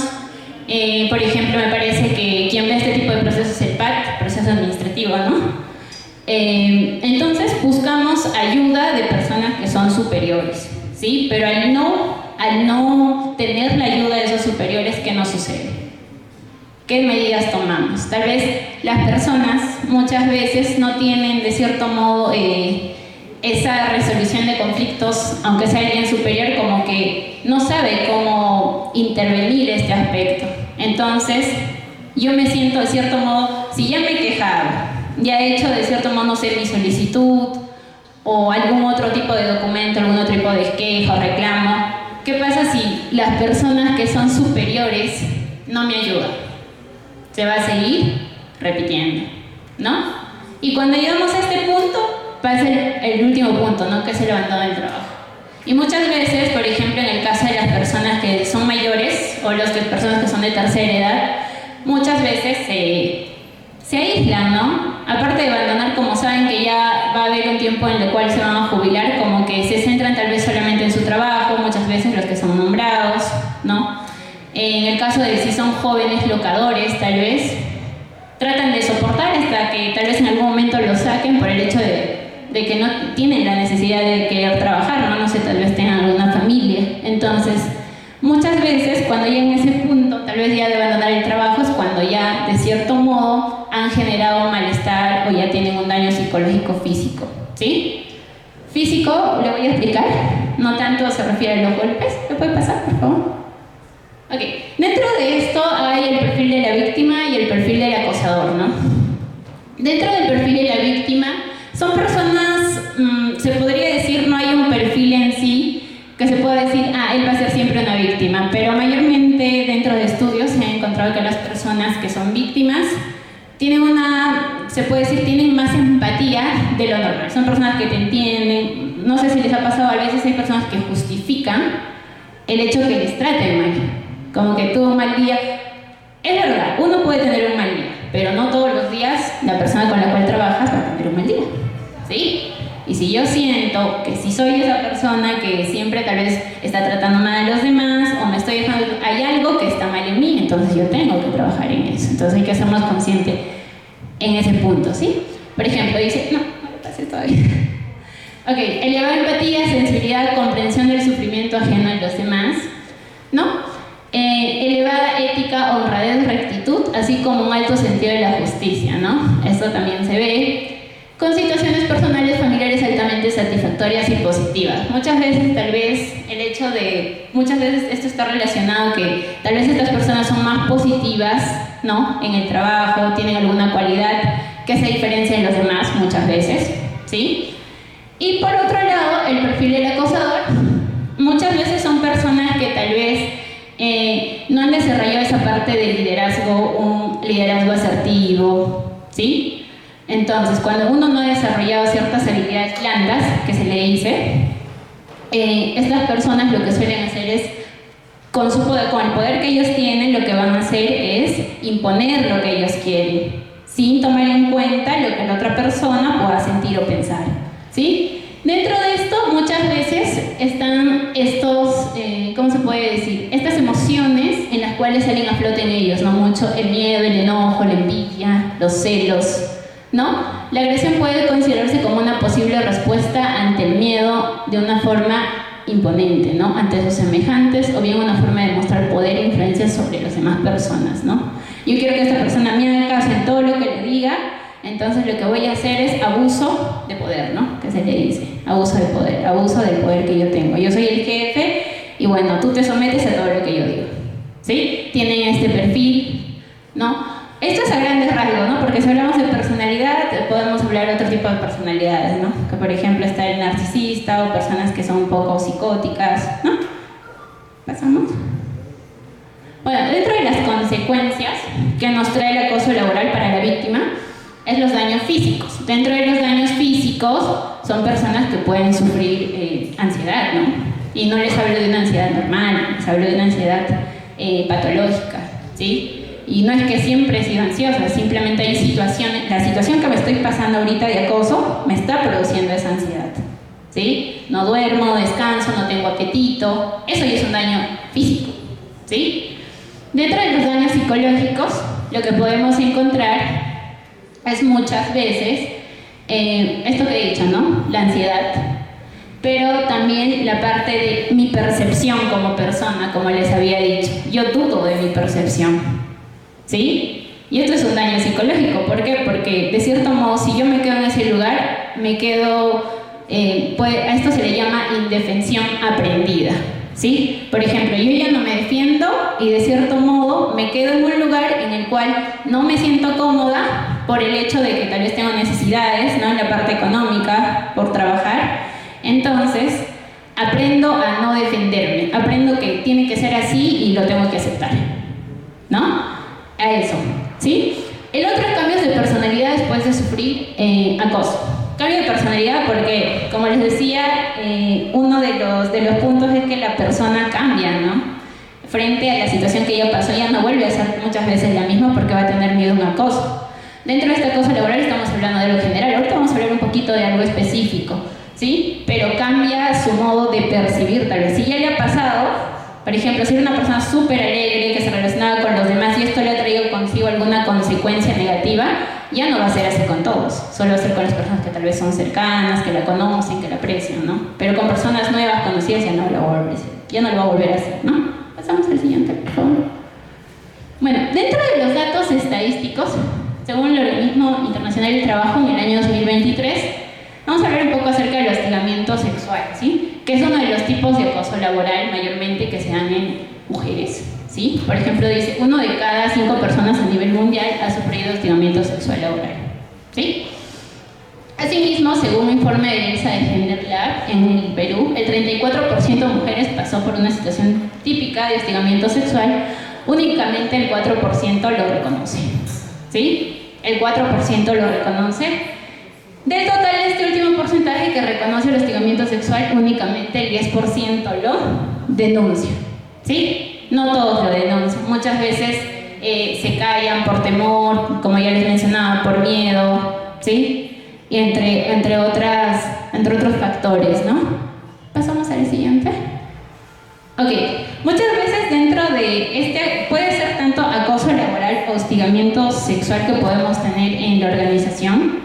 Muchos de esos hay mitos, ¿sí? Por ejemplo, uno de estos mitos es que el hostigamiento sexual es un problema poco frecuente y solo afecta a ciertos lugares de trabajo, ¿no? A veces como que hay personas que tal vez no han vivenciado este tipo de podría decir de acoso laboral, que es el hostigamiento sexual. Y lo que pasa muchas veces es que dicen, no pasan todos, y como no lo hemos vivido, tal vez no ha sido una experiencia súper cercana, como que minimizamos, ¿no? Lo que pueda pasar, ¿sí? Y no es verdad. La víctima provocó al hostigador con sus gestos o su forma de vestir. Muchas veces pensamos eso, ¿sí? Y a veces lo que también tenemos creencias se podría decir creencias en las cuales tal vez no me permiten ver un poco más con claridad. Algunos tipos de personas, bueno, algunas de nosotras tal vez tenemos ese tipo de creencias un poco a la antigua, porque no se deben vestir escotado, que ella misma fue la que indicó que le pasara esto, ¿no? Ella fue la que inició esto. Entonces a veces justificamos eso también, ¿sí? Y eso no se justifica. El hostigamiento, acoso laboral no se justifica, ¿sí? No se minimiza, ¿sí? Porque eso es un problema. Esto ya es violencia en realidad, ¿sí? A ver, el otro es las conductas sancionadas por la ley son las acciones. Por lo tanto, tus miradas o comentarios no constituyen a la violación de los derechos, ¿no? Por ejemplo, muchas veces hay conductas que algunas personas hacen y piensan que está bien, ¿sí? Pero existen leyes, ¿sí? Existen leyes, entonces cuando normalizamos esto, ¿sí? Pensamos que no estamos violando los derechos de las demás personas, sobre todo, ¿no? En este caso de las mujeres que sufren más de hostigamiento sexual, aunque también hoy en día se ve que hay hostigamiento sexual en varones, ¿sí? No dejando de lado. Pasamos a la siguiente.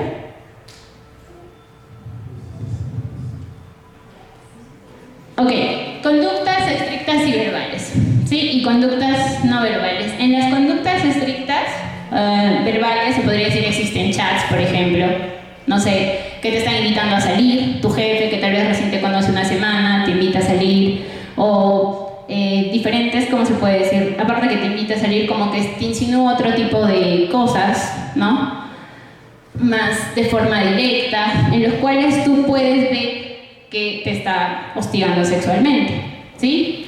En lo otro de conductas no verbales se trata en la parte gestual, el lenguaje verbal, ¿no? Por ejemplo, los tocamientos, ¿qué está pasando por ahí? No sé, te toca la cintura, ¿sí? El otro punto es la mirada. ¿Dónde te está mirando cuando te está hablando? ¿Sí? Entonces, esas cosas uno se da cuenta cuando tú le estás hablando a alguien fijamente, ¿sí? Entonces, por eso dice, lo que se dice y lo que se hace, ¿sí? Y ellos te van a decir, no, yo no estoy haciendo nada, ¿cuándo le he hecho algo? ¿No? Pero en la forma en cómo le ve, en la forma en cómo se expresa de la persona o en qué tono se lo dice, la persona le está haciendo entender otras cosas, ¿sí? Y lo que estas personas muchas veces hacen, te hacen dudar de tu percepción y de la realidad, ¿sí? Ahí se ve un grado de manipulación, ¿sí? Pasamos a la siguiente. Ok, según Servi, ustedes saben que Servi es Recursos Humanos a nivel nacional, ¿no? Quien nos avala o nos cuida, por así decirlo. El acoso moral y hostigamiento laboral constituye la manifestación de una conducta inicua o abusiva practicada por el empleador, un servidor, un grupo de servidores contra otro servidor o un grupo de servidores públicos, sea mediante comportamientos, palabras, actos, gestos o escritos que pueden atentar contra la personalidad, la dignidad, integridad física o psíquica, o que puedan poner en riesgo el empleo o degradar el clima de trabajo, ¿sí? Y acá ya no se vuelve eso un clima un poco hostil, ¿no? Porque yo no voy a tener la confianza de pedir algo, de decirle algo a mi jefe, por ejemplo. Entonces, al momento que pasa esto, también no hay un buen clima laboral entre todos, ¿no? No solamente entre esas dos personas, ¿sí? Por ejemplo, la persona que es víctima se va a aislar y tal vez la otra persona va a estar en alguna reunión, ¿no? ¿Pasamos? Y muchas veces esto está muy normalizado también en la parte pública, ¿no? A ver, las leyes que sancionan el acoso laboral, existen leyes y que muchas veces desconocemos esto y se pueden denunciar, ¿sí? Si ha existido, si están sufriendo de acoso laboral, hostigamiento sexual, hay leyes que nos protegen, ¿sí? Muchas veces no queremos denunciar por miedo, ¿sí? El artículo de la Constitución, primero la Constitución política, ¿no? En el artículo 1, la defensa de la persona humana y respeto de su vida con el fin supremo de la sociedad y el Estado. Este principio tiene una relevancia particular en el cual nos dicen, no, ninguna relación laboral puede limitar el ejercicio de los derechos constitucionales ni desconocer o rebajar la dignidad del trabajador, ¿sí? Dentro de esto ya es en Lima, la Corte Suprema nos define que un valor que se basa en el reconocimiento de la persona de ser merecedora de respeto, es decir, que todos merecemos respeto sin importar lo que seamos. ¿Pasamos? Acá también quiero hacer hincapié, no solamente es la parte sexual, ¿sí? Puede ser muchas veces acoso laboral por discriminación o el hecho de que seas mujer. Muchas veces pasa también que cuando uno tiene un alto cargo y son mujeres, también minimizan la labor de la mujer. Y a veces incluso hasta nosotros lo hacemos. Y no solo lo hablo en la parte pública, por ejemplo, hasta en hospitales, los pacientes y todo. Yo que estoy en un hospital, por ejemplo, algunos no se dejan atender por doctoras, mujeres. Mayormente quieren que los atiendan médicos varones, ¿sí? Entonces eso también se ve en la parte, se podría decir, pública, en todos en realidad, ¿sí? Tenemos esta parte, entonces tenemos que hacer un análisis de cómo somos nosotros también, ¿sí? Y cómo actuamos. ¿Pasamos? No, ya lo pasamos. No lo pases todavía. El acoso moral en el trabajo es considerado un riesgo psicosocial, ¿sí? De manera que al principio debe haber una prevención, ¿no? No sé si acá hay políticas en las cuales los protejan ustedes tienen ese conocimiento, porque en realidad la empresa o la organización en la cual ustedes están, me parece que es la municipalidad, ¿no? Les tienen que dar charlas de prevención y que sanciones hay cuando se sufre de hostigamiento, ¿sí? Porque también, aunque no lo crean, hay sanción para la empresa o la organización cuando ustedes tal vez desconocen de este tema, ¿sí? Bueno, acá está sobre todo la Ley de Seguridad y Salud en el Trabajo, ¿sí?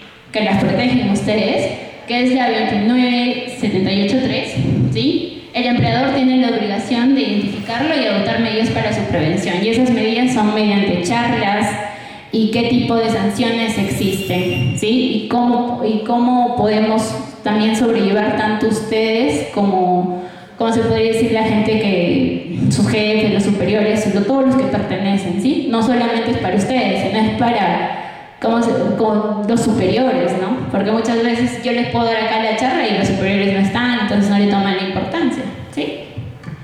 A ver, dentro del reglamento de ley 30.947, la ley de salud mental, ¿no? En salud mental, ¿qué nos menciona? ¿Sí?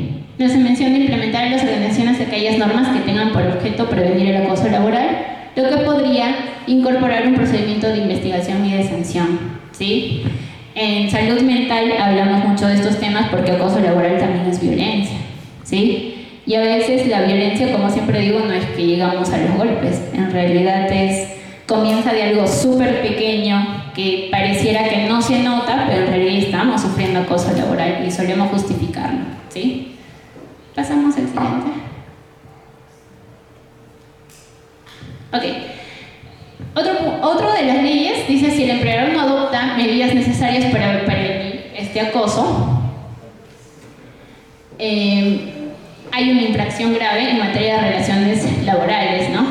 Según el reglamento de ley 28.806, en el cual es una multa. A eso me refiero. O sea, dentro de la organización se tiene que tomar medidas en las cuales tengan que prevenir el acoso laboral y se los hagan saber ustedes. ¿Qué políticas tiene la organización? ¿Sí? Porque cuando no se da eso, a ustedes, por ejemplo, que son trabajadores, pueden preguntar: en su trabajo, eso está muy relacionado, no sé si hay el área de salud ocupacional en su trabajo, ¿sí? O recursos humanos, también en estos casos. Entonces se tiene que hacer ver que hay leyes, hay políticas que de cierto modo cuiden, mejor dicho, su bienestar psicológico, ¿no? Cuiden su persona, su dignidad para no sufrir acoso laboral, ¿sí? El otro es, SUNAFIL, ¿sí? Lo que determina una infracción, ¿no? Con SUNAFIL en realidad. Entonces eso lo menciona en la ley, ¿no? En el inciso 25.14 del artículo 25, ¿sí? Entonces, si es que no están tomando medidas, no existe el área de salud ocupacional o no tienen un jefe de recursos humanos, mayormente en la parte pública sí me parece que se ven de esta forma apropiada, pero muchas veces la realidad es diferente a lo que se ve, ¿no? O sea, la expectativa y la realidad son muy diferentes, ¿no? ¿Pasamos? A la siguiente. Ok. Cuando pasa se puede decir cuando pasa este tipo de situaciones, acoso, hostigamiento sexual, acoso laboral, ¿no? Muchas veces se denuncia, ¿no? Esa denuncia se da a la Secretaría Técnica, de ahí pasa al PAT, ¿no? El proceso administrativo disciplinario, me parece que ustedes lo tienen. Toda la parte pública me parece que sí tiene, ¿sí? En base a ver qué evidencias tienen de lo que ustedes han sufrido. Si alguna vez sufren, lo que sí yo les aconsejaría es que siempre tengan evidencias, ¿sí? Porque cuando no tenemos evidencia, queda de palabra en palabra, la otra persona puede contrademandar, incluso en el PAT, ¿sí? Hay un descargo que se le dice, entonces puede salir libre de eso. Pero si ya estamos viendo que en la institución a una persona, por ejemplo, constantemente tiene denuncias, ¿sí? Cada persona, por ejemplo, imaginemos que es un jefe que siempre tiene locadores, ¿no? Locadores que trabajan con él. Entonces, en cada locador que, no sé, llega un contrato, por ejemplo, ese locador trabaja un año, cada año llega otro locador y cada locador hace una denuncia. Ahí que estamos viendo, que se vuelve a repetir lo mismo. Y no creo que todos los locadores estén en contra de una persona, ¿no? Entonces hay algo que está pasando ahí. Entonces, eso también lo tienen que ver recursos humanos, en principal recursos humanos, y recursos humanos le pasa a PAT, ¿sí? El otro punto, ahí no, presentación de los descargos, el informe del órgano instructor, me parece que tiene como un 30 días, sobre todo también, no sé si tienen, si les puede hacer alguna evaluación psicológica, mayormente se da eso también, ¿sí? Para ver qué daños ustedes han sufrido, ¿no? Tal vez ya tienen estrés, ansiedad, ¿no? Frente a esta situación por lo que ahora les estado pasando. Y el último es la resolución de la sanción. Cuando llegamos a resolución de la sanción, lo que se puede hacer muchas veces, mayormente si es que tal vez la persona que es acosadora es nombrada, se le puede cambiar, ¿no? Se le puede cambiar de, no sé, en el puesto que está se le puede cambiar a otro lugar, ¿no? Ya no, para trabajar con las personas que tal vez han sido víctimas de esto, ¿no? Entonces, hay medidas que se toman, y entonces estos también todos lo debemos de conocer, ¿sí? Tal vez en algún momento alguien ha sufrido de algún acoso, cuando no ha tenido tal vez un trabajo fijo, no sé si acá todos tienen el tipo de contrato de nombrado, o tal vez de CAS, ¿sí? Entonces, es muy importante saber esto, ¿sí? Pasamos a la siguiente.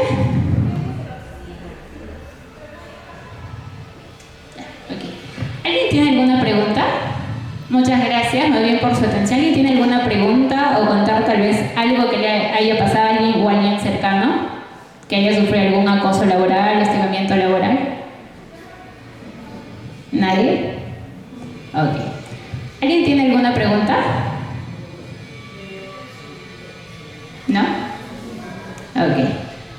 Entonces, yo para culminar, bueno, dando la conclusión que el acoso laboral o cualquier tipo de violencia que se pueda dar en mi centro, ¿sí? Se tiene que ser denunciado, ¿sí? En base a que no conocemos nuestros derechos y muchas veces si sufrimos acoso no estamos sobrellevando bien la situación, por así decirlo.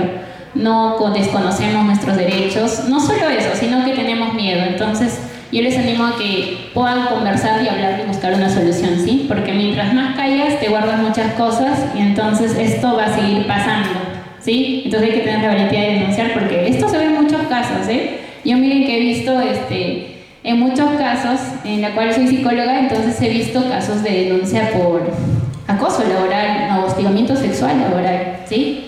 Entonces, y la gran mayoría son jovencitas y a veces como que cuando te cuentan han normalizado la situación, por eso les digo. Entonces no normalicen que alguien les trate mal, ¿sí? Que alguien les trate mal o alguien tenga conductas o comentarios obscenos, como yo les digo, y que normalizan, ¿sí? Una cosa es que sea una broma y una cosa es que lo haga constantemente y ustedes se sientan incómodas, ¿sí? Cuando pasa ese límite y yo ya me siento incómoda, es acoso y no lo voy a justificar, ¿sí? Hay que dejar de justificar eso. Sobre todo que estamos en una sociedad machista, ¿no? Y a veces las mujeres también somos machistas, entonces hay que identificar si yo tengo ese tipo de conductas también, ¿sí? Entonces, para experimento, bueno, eso es todo y gracias, ¿no?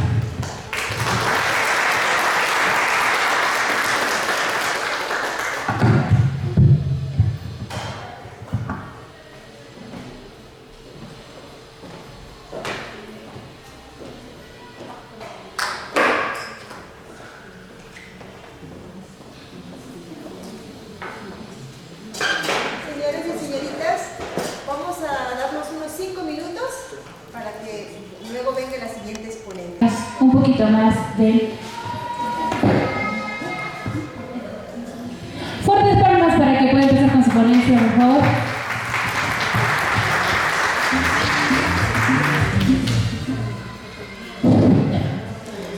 Muy buenas noches, disculpen la demora, siempre hay unas cositas que hay que ajustar. Bueno, a ver, para empezar un poquito, ya me presentó Katy y yo súper gustosa de poder estar entre ustedes. Me gusta mucho tener bastante interacción. El día de hoy vamos a hablar un poco acerca del tema de nuestros objetivos y nuestra motivación, ¿no? O sea, cómo es que nosotros enlazamos ambas cosas. Y para eso, antes de, igual, no sé si les repartieron las fichitas, las hojitas. Sí, mientras vamos repartiendo las hojitas, todos me imagino que tienen lapicero, ¿no? Si no, los que no tienen, esta vez sí, ya. Si no, los que no tienen no se les va a dar certificado. Ya, muy bien. Entonces, si me ayudan con las diapositivas, por favor. ¿Sí? Mientras vamos repartiendo esas hojitas, ahí ustedes van a ir viendo también. Listo. Bueno, mi nombre es Verónica Gabriel y hoy día vamos a hablar acerca de mis objetivos. Una más, dale. Mis objetivos, mi motivación. ¿Ya? Aquí vamos a plantear un poco y vamos a hacer un pequeño análisis y luego vamos a hacer algunas dinámicas también para poder ir mejorando. Dale, por favor, la siguiente. Vamos a hacer un prediagnóstico. A ver, ¿qué es lo que ustedes pueden observar en la imagen?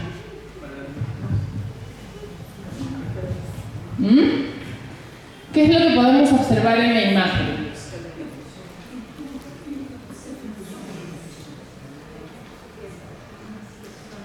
A ver, cuéntenme un poquito, ¿qué es lo que les dice la imagen? ¿Qué es lo que más o menos refleja? Todos ven, ¿no? Hasta el final ven.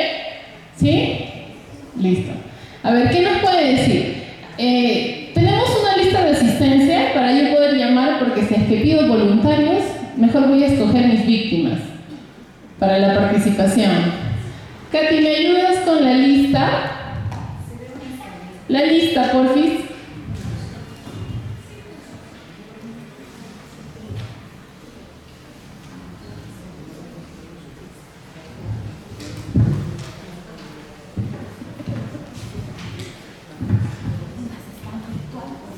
Ah, ya, genial, ya no hay problema. Bien. Listo, a ver. Vamos a ir llamando. María Espinosa, María Matos Espinosa. ¿La tenemos aquí? María Matos Espinosa. Justo la que llamo no está. Qué coincidencia. Elita Maldonado.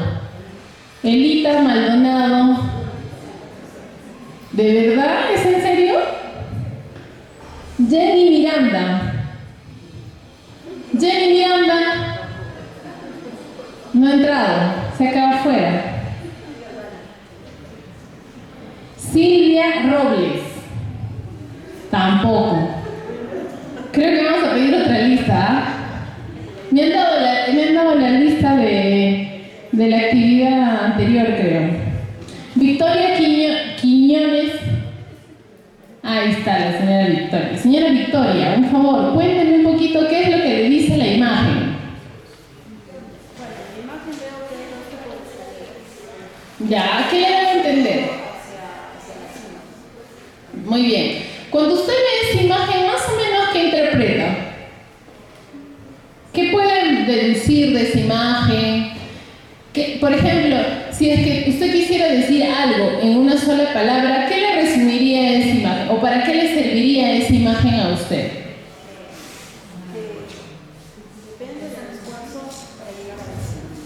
Muy bien, es bastante interpretativo, ¿no? Depende del esfuerzo. Y si ustedes se han dado cuenta, en cada gradita hay una estrella, ¿ya? Entonces eso quiere decir que dentro de nuestro proceso de caminar y de aprendizaje, nunca vamos a perder. Siempre hay que ganar, siempre se gana experiencia, siempre se gana aprendizaje, siempre se fortalece. A veces uno dice, ¿por qué a mí? Justo yo toda la vida, ¿no? Y muchas veces no valoramos en realidad lo que aprendemos.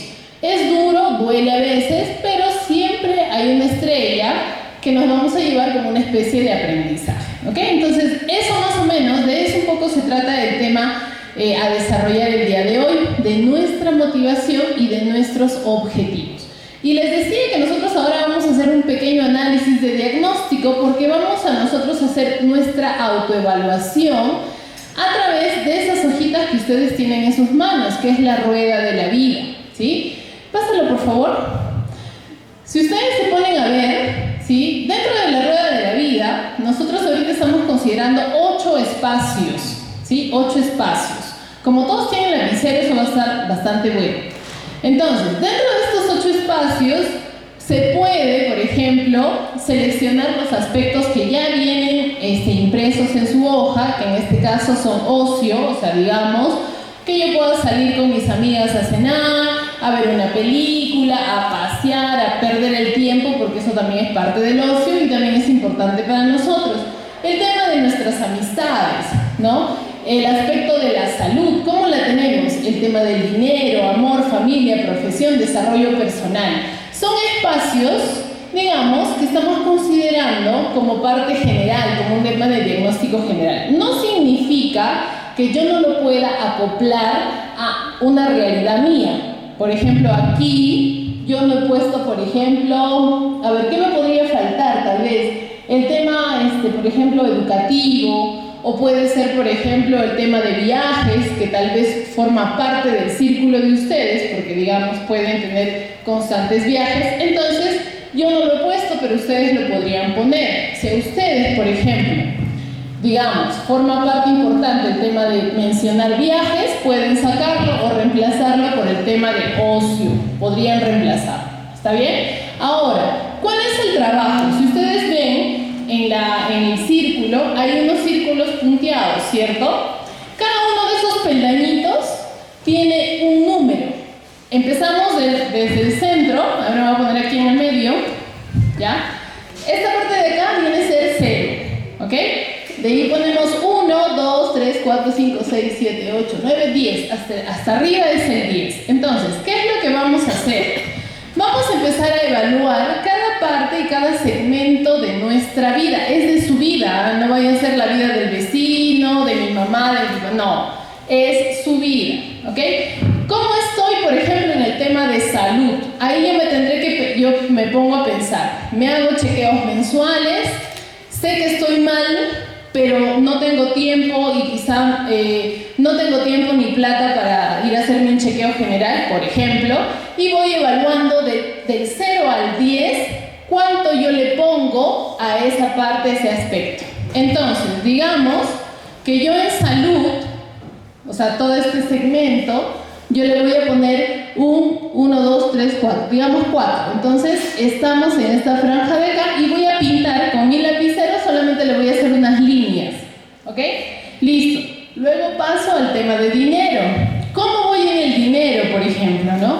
tal vez en el tema de dinero me siento tranquila, gano lo suficiente, no me sobra ni me falta, o tal vez yo lo que quiero es que sí me sobre mucha plata todavía, entonces evalúo, porque eso es o sea, en base a mi opinión es que yo voy a evaluar, ¿sí? Mi opinión no va a ser igual a la de mi vecina, de la señora, por ejemplo, ¿no? Que está a mi costado. Tal vez ella piensa que con que le alcance exacto para su mes, está en un punto de 10.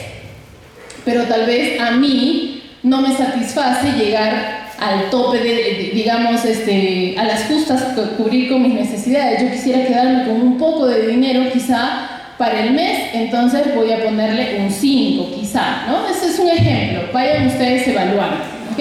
De la misma forma en el tema del amor. Tal vez en el amor, en el tema de pareja, por ejemplo, o en el tema del amor con sus hijos, ¿no? No necesariamente porque yo no tengo pareja. También el tema del amor está representado con el tema familiar, con el tema de mis hijos. ¿Está bien? Listo, también evalúo. Ahí cuánto me pongo. Del 0 al 10, más o menos, ¿cómo estoy? ¿Sí? En el tema familiar, ¿sí? Tal vez estoy, no sé, en estos últimos meses me he dedicado mucho a discutir con mi familia, no estoy yendo muy bien con ellos, nos peleamos, no hablamos, no nos entendemos, quizá le ponga 1 o 2, o tal vez al contrario, no estamos muy bien, ¿no? Estamos bastante bien, conversamos todos los días, nuestra relación es bastante comunicativa, le puedo poner un 8 o un 9, ¿sí? También voy poniendo, ¿sí? ¿Hay preguntas? ¿Todo está claro? ¿O tienen alguna pregunta para poder aclararla ahorita? ¿Sí? ¿Todo va siendo claro? ¿Sí? ¿Por ahí al fondo, live? ¿O estamos, sí? ¿O estamos así? ¿Estamos bien? Por ahí la señora de rojo, ¿está bien?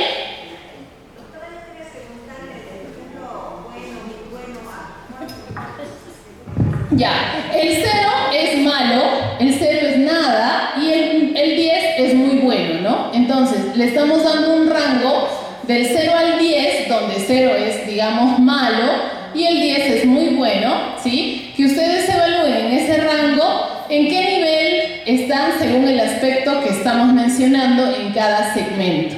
¿Está bien? Listo. Ahora, esto es, digamos, obviamente al segmento o a las características que ustedes se ajusten, ¿no? A las que ustedes consideren que en su vida son importantes. Nosotros hemos mencionado 8, en este caso yo he mencionado 8, pero puede ser que ustedes solamente con 4, con 5 les baste y les sobre, entonces simplemente, digamos, en una futura rueda o la pasan a un papel limpio en su casa y le quitan menos espacios, o sea, se puede adaptar, ¿ya? No necesariamente son 8 aspectos. ¿Está bien? ¿Hasta ahí todo bien? ¿Sí? A ver, vamos entonces. Algunos, cuando a veces nos piden evaluar del 1 al 10, ¿no? Ahí uno se pone a pensar, ¿no? A veces uno dice, no, sí, ¿cómo estás, en tu familia? Bien, y tu salud también. Pero cuando ya nos ponemos a evaluar más sinceramente, realmente cómo está nuestra salud, si realmente está bien, si nos chequeamos, si no nos chequeamos, me duele mucho el estómago, pero no tengo plata ahorita, el horario no me ayuda para ir a la clínica o al hospital, entonces mejor no voy. Y entonces ahí, por ejemplo, todo eso me tengo que poner a pensar, si realmente yo le estoy dando la atención debida al tema del aspecto de mi salud, al tema o a un aspecto de familiar, ¿no? Yo tengo que ir dándome cuenta, ¿ya? Entonces, cada una de esas puntuaciones donde hayan puesto ustedes, donde hayan ustedes evaluado el número, ¿ya? Me la van a pintar así con rayitas nada más, ¿sí? Me la rayan así, que esté este espacio lleno, ¿ya? De hasta donde han hecho el puntaje, obviamente. No se inventen, ¿ah? No se lo copien tampoco de su vecino. No vayan a decir, no, esa rueda de mi vecino está más bonita, me la voy a copiar. A ver cuánto le he puesto. No. ¿Ya? Estas ruedas de la vida funcionan siempre y cuando nosotros nos sinceremos. Mientras nosotros seamos lo más sinceros posibles, evaluando y obviamente dando el puntaje, ¿sí? Ahí realmente nosotros vamos a saber en qué nivel estamos y qué necesitamos trabajar o mejorar. Si no lo hacemos, Se agarran y dicen, ay no, me están mirando el de lado, qué vergüenza, voy a ponerle 1, no, qué roche, mejor le pongo 5, ¿no? Ya, si hacemos eso, por ejemplo, tampoco no estamos siendo sinceros con nosotros. Entonces, la idea es transparentar lo más posible el tema de la rueda de nuestra vida, ¿ya? Ahora, ¿esto funciona para el tema laboral? Sí. ¿Cambiaremos los otros aspectos? También. ¿Funciona para el tema familiar? También. Eso es una dinámica que, por ejemplo, la pueden hacer con sus hijos, ¿sí? Evaluando puntos importantes que consideren que ellos necesitan, por ejemplo, hablar. A veces, este tipo de cositas funciona mucho cuando queremos saber un poco qué es lo que piensan los niños, ¿no? Cuando les ponemos, por ejemplo, juego, mamá, papá, ¿no? ¿Quién te quiere más o qué sientes que te quiere más? Ellos van pintando. Entonces, eso también nos ayuda mucho a nosotros a saber qué es lo que puede estar pensando nuestro pequeño, qué es lo que puede estar queriendo decir y a veces no nos dice, ¿ya? Entonces, sí funciona para todo, ¿ya? Listo. ¿Cómo vamos? ¿Vamos bien? ¿Sí? ¿Ya lo terminaron? Listo, muy bien. Voy a llamar a una voluntaria para que nos enseñe la rueda de su vida. A ver, volvamos. Palma Lazo Vanessa. Palma Lázaro Vanessa. Chispas. Creo que mejor me van a dictar su nombre, voy a tomar asistencia. Ya. Nices Morales Toledo. Muy bien, a ver, Nices, por favor, párate y vente por aquí. Vente por acá. Muy bien, Nices. A ver, cuéntame. Uy, está simpático. A ver, muy bien. Cuéntame un poquito, ahorita vamos a pasar. Pásame a la siguiente lámina, por favor. Y ahorita quiero que ustedes también se pongan a hacerse las preguntas que vamos a hacer. ¿Ya? Pásame a la siguiente lámina. 3 veces, listo. Una más, listo. Ahora sí, estas son las preguntas que te voy a hacer. Nices, ¿qué área de tu rueda tiene la puntuación más alta? Cuéntame. Familia, muy bien. Familia, a ver, ustedes también vayan respondiendo. ¿Por qué crees, o digamos, por qué, en base a qué has evaluado, por ejemplo, que la puntuación con tu familia está bien? En base a la comunicación que nosotros tenemos entre los miembros de mi familia, ¿no? La confianza que nos tenemos y para resolver nuestros problemas, conflictos. Ok, muy bien, Nices, gracias. ¿Qué deberías de hacer con el área de tu vida que está más baja en el puntaje? Ahora, aquí hay que considerar algo importante. En algunos casos hay aspectos, por ejemplo, de la rueda de la vida, que si yo se los he planteado, para nosotros a veces pueden ser no importantes, ¿ok? Entonces los podemos reemplazar. En este caso, ¿cuál es el área de tu rueda, por ejemplo, que te has sacado el punto más bajito? El ocio. Ocio. ¿Consideras tú, por ejemplo, que es importante? O sea, ¿qué deberías de hacer, por ejemplo, para que esa parte de tu vida mejore? O simplemente tal vez no te interesa mejorarla. Eso también es parte del tema del análisis. ¿Consideras que es importante trabajar en eso para mejorarla o no? Bueno, no lo considero importante. No lo consideras importante. Consideremos que el tema de ocio es tomar aspectos como salidas con mis amigas, tal vez salidas a tomar un café, a ver película, a pasear, no, a dedicarnos tiempito a nosotros, ¿ok? ¿Listo? Muy bien. ¿Qué área crees que deberías empezar a trabajar con urgencia dentro de tu rueda según lo que tú has sacado? Me dijiste que ocio no, así que no es importante, no va a perder tiempo, digamos, Nices trabajando en eso, pero ¿qué área que tú crees que has evaluado ahí te parece importante para trabajar y subir el puntaje? Parte profesional en la profesión. En la parte profesional, muy bien. ¿Qué es lo que crees tú que necesitas hacer ahí un poco? ¿Qué ajustes? Por ejemplo, llevar más cursos y capacitaciones, porque en sí, como profesionales, Mira a tus compañeras, Nices. En sí, como profesionales, encontramos diferentes situaciones en el ámbito laboral y para lo cual nosotros debemos estar capacitados para poder reaccionar o solucionar los problemas de acuerdo a medida cómo se van dando. ¿Cuánto de puntaje le pusiste en el tema de desarrollo profesional, creo que es, no? Ya. ¿Cuánto de puntaje le pusiste? Un 7. 7, muy bien. Entonces, pero de 1, digamos, de 0 a 10, que le ponga 7 está bien, ¿no? Estamos bien. ¿Qué otra área, por ejemplo, ahí veo que está un poco bajita? A mí amigos, tema de amor. También. Ya, ok, muy bien. Entonces, por ejemplo, esto, toma asiento, por favor, muchas gracias.